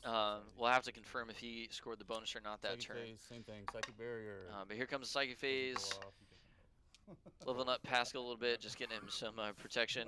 Mephiston will Most of quicken this himself. turn, though, likely going to come down to whether or And not he'll smite. these units in Brian's backfield live or not. 4, 3. Oof. And that is 3 dead Rangers. Mephiston will. Okay, shooting phase. He's gonna tell himself to reroll ones. Reroll. Mephiston. All right, orders come out. Take aims on the mortars. Pask is coming through here.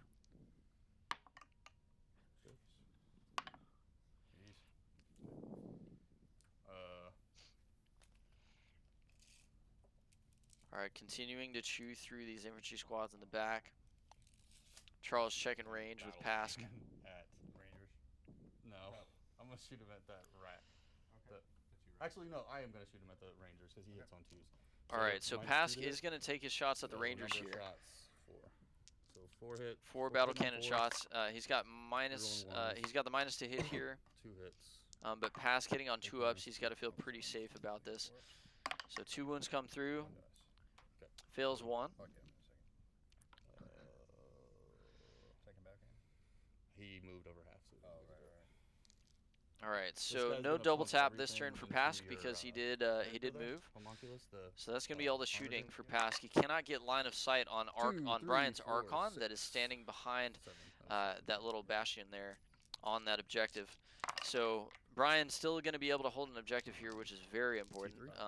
If Pask gets in range or if the Helvren was able to target the Archon, he'd be feeling pretty bad. Although with 2 up invuln, you never know. We can see the bumper car. Yeah. Pask come out. And All right, so bumper here car. come a whole boatload of saves. And that's going to go ahead and pick up another troop squad for Brian. Not much left here. You have to imagine coming into turn 6 with then, Charles coming up this turn and Mortar coming up squad on turn coming back, 6 that's gonna go likely. into him. He may be able to pull this one out even with Brian having a slight lead Lot. coming into the bottom of this 5th turn. He's T4 now. Okay.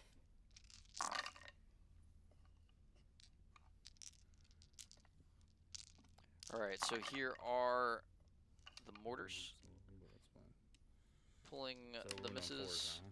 Got the rerolls from his take aim mortars as he's been using throughout the game. Here's the wound roll. He's looking for 4s. Looks like 4 wounds come through. Brian gonna roll these saves. That's 3 failed, and on the field Oh, of so pains, close. he's able to make 2, Wow. but only 1 rack left in that unit, and that is gonna do it. So close. All right, so second mortar squad shooting at the 2 racks that are outside of combat in the backfield where Mephiston is. All right, and take aim, paying dividends there. Needed those rerolls, but 4's to wound, Cool. Yikes. and does not get it. So one small bright spot for Brian here in this turn. Mortar squad's just worth their weight in gold right now. They have done considerable work this game. Okay. Not Mephiston. another Magic 11. Quickening. It's 1.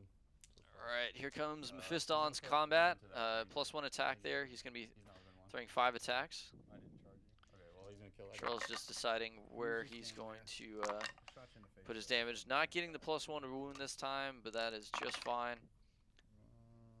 And Brian looks like he fails 2 saves.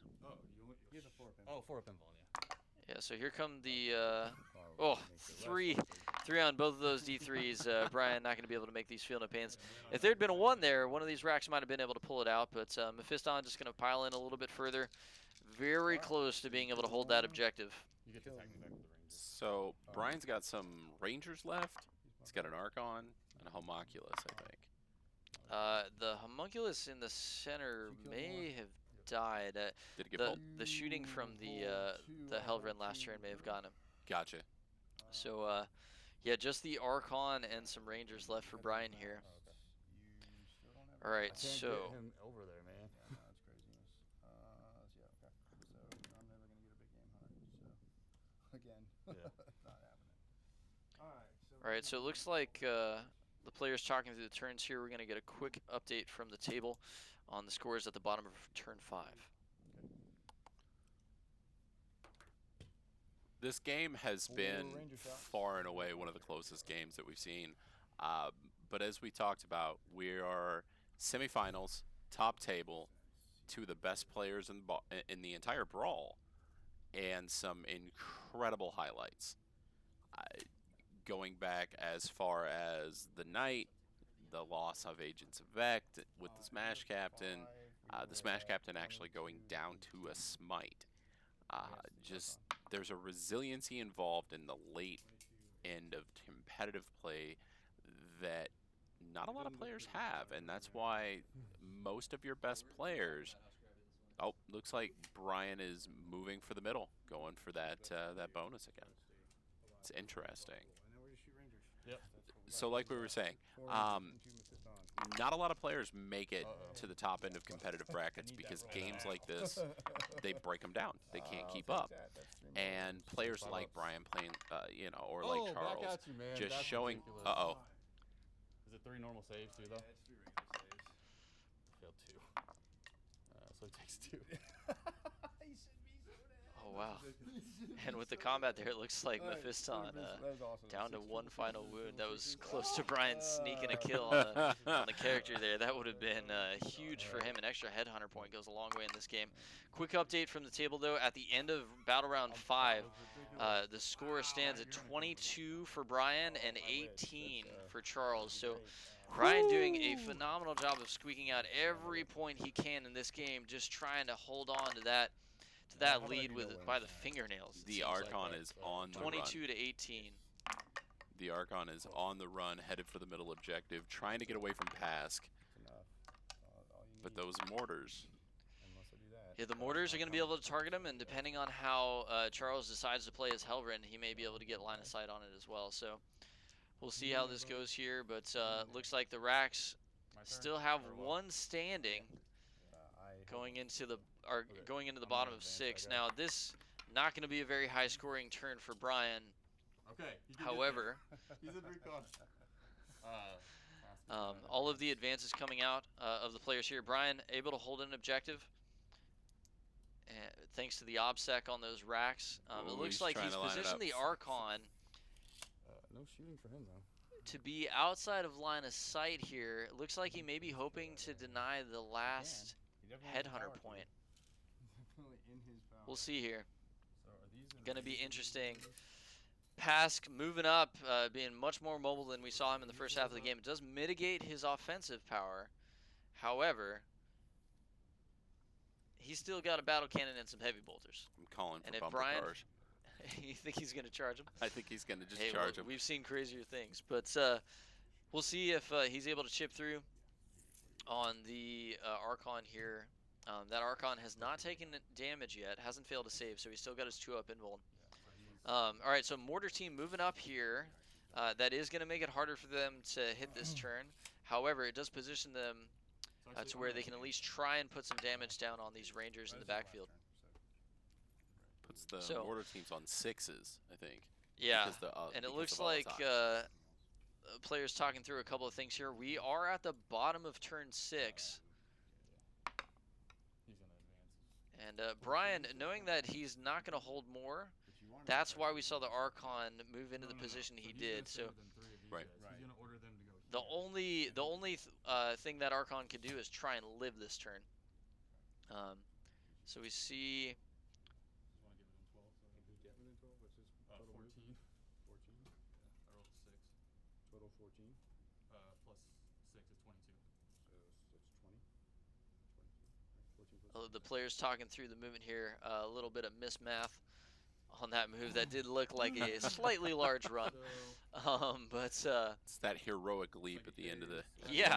at the end of the action the movie. fastest Hellrun alive. But the players talked through it. They were able to get back to where that Hellrun should be. He did roll a 6 on that advance, so about as fast as Hellrun can be, but Hey, man. not So he's gonna quite order that them to move, fast. He got him some new sneakers. Yeah. All right, so move coming onto this mortar team, and with an additional with that additional move, looks like he is attempting to get the mortars in range of that corner objective. He should be just fine though with the hold more here.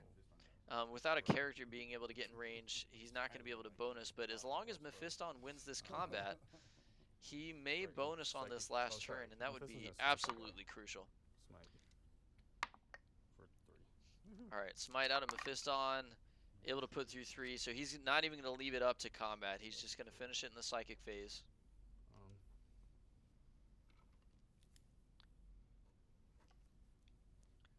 And if he goes right here. All right, so there's 1 or 2 rangers left behind that piece of terrain.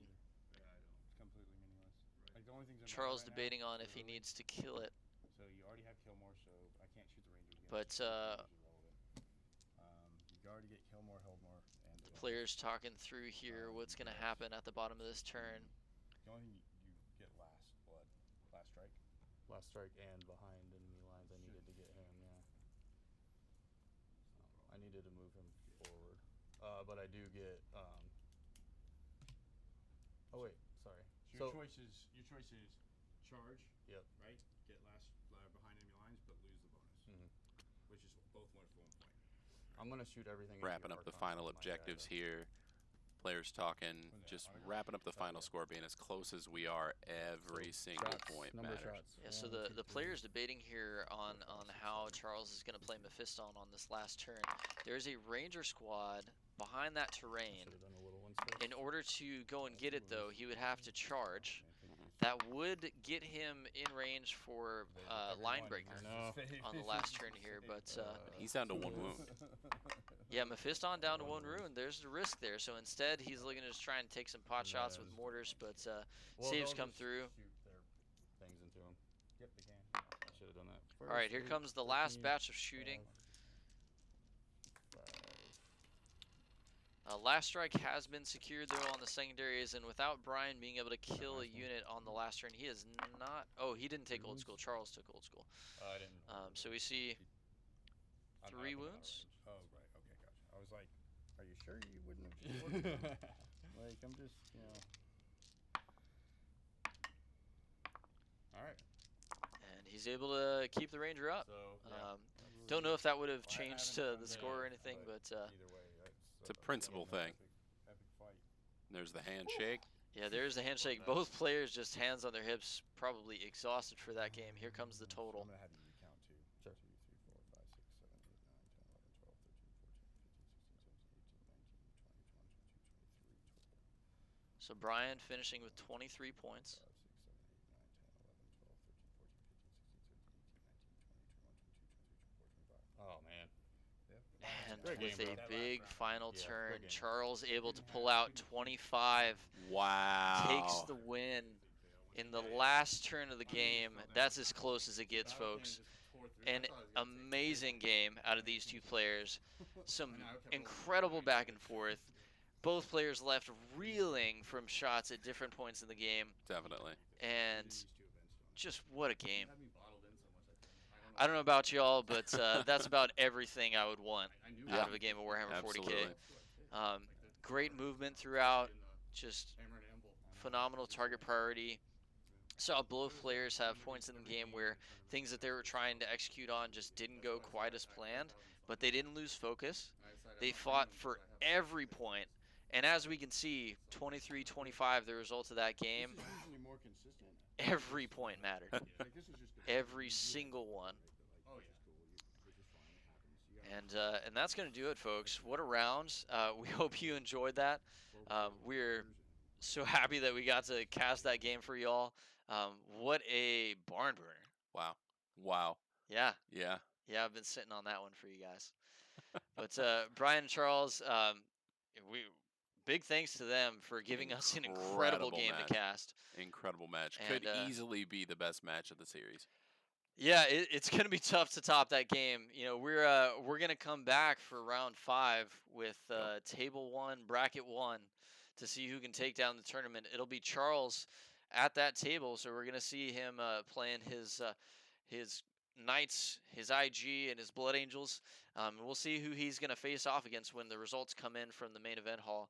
But man, what a game! What a game! What a game! Let us know in the comments. You guys saw what we saw. What was your favorite point in the game? Who did you think was going to win? Are you surprised by the outcome? I know both of us at different points in that game, we thought, oh, Charles has got it for sure. Oh, Brian's got it for sure. But Absolutely. down to the 6th turn, Absolutely, it was anybody's game. Yep. So thank you guys once again for joining us for round 4 here from the Barnyard Brawl Summer GT 2018. I'm Nathan, here with TJ. And we are Roundabout Gaming, bringing you the cast live this weekend. We've got one more round for all the marbles, or in this case, a golden goat. We'll be right back in just a little while with the final round, and we look forward to having you all here. See you soon. See you, folks.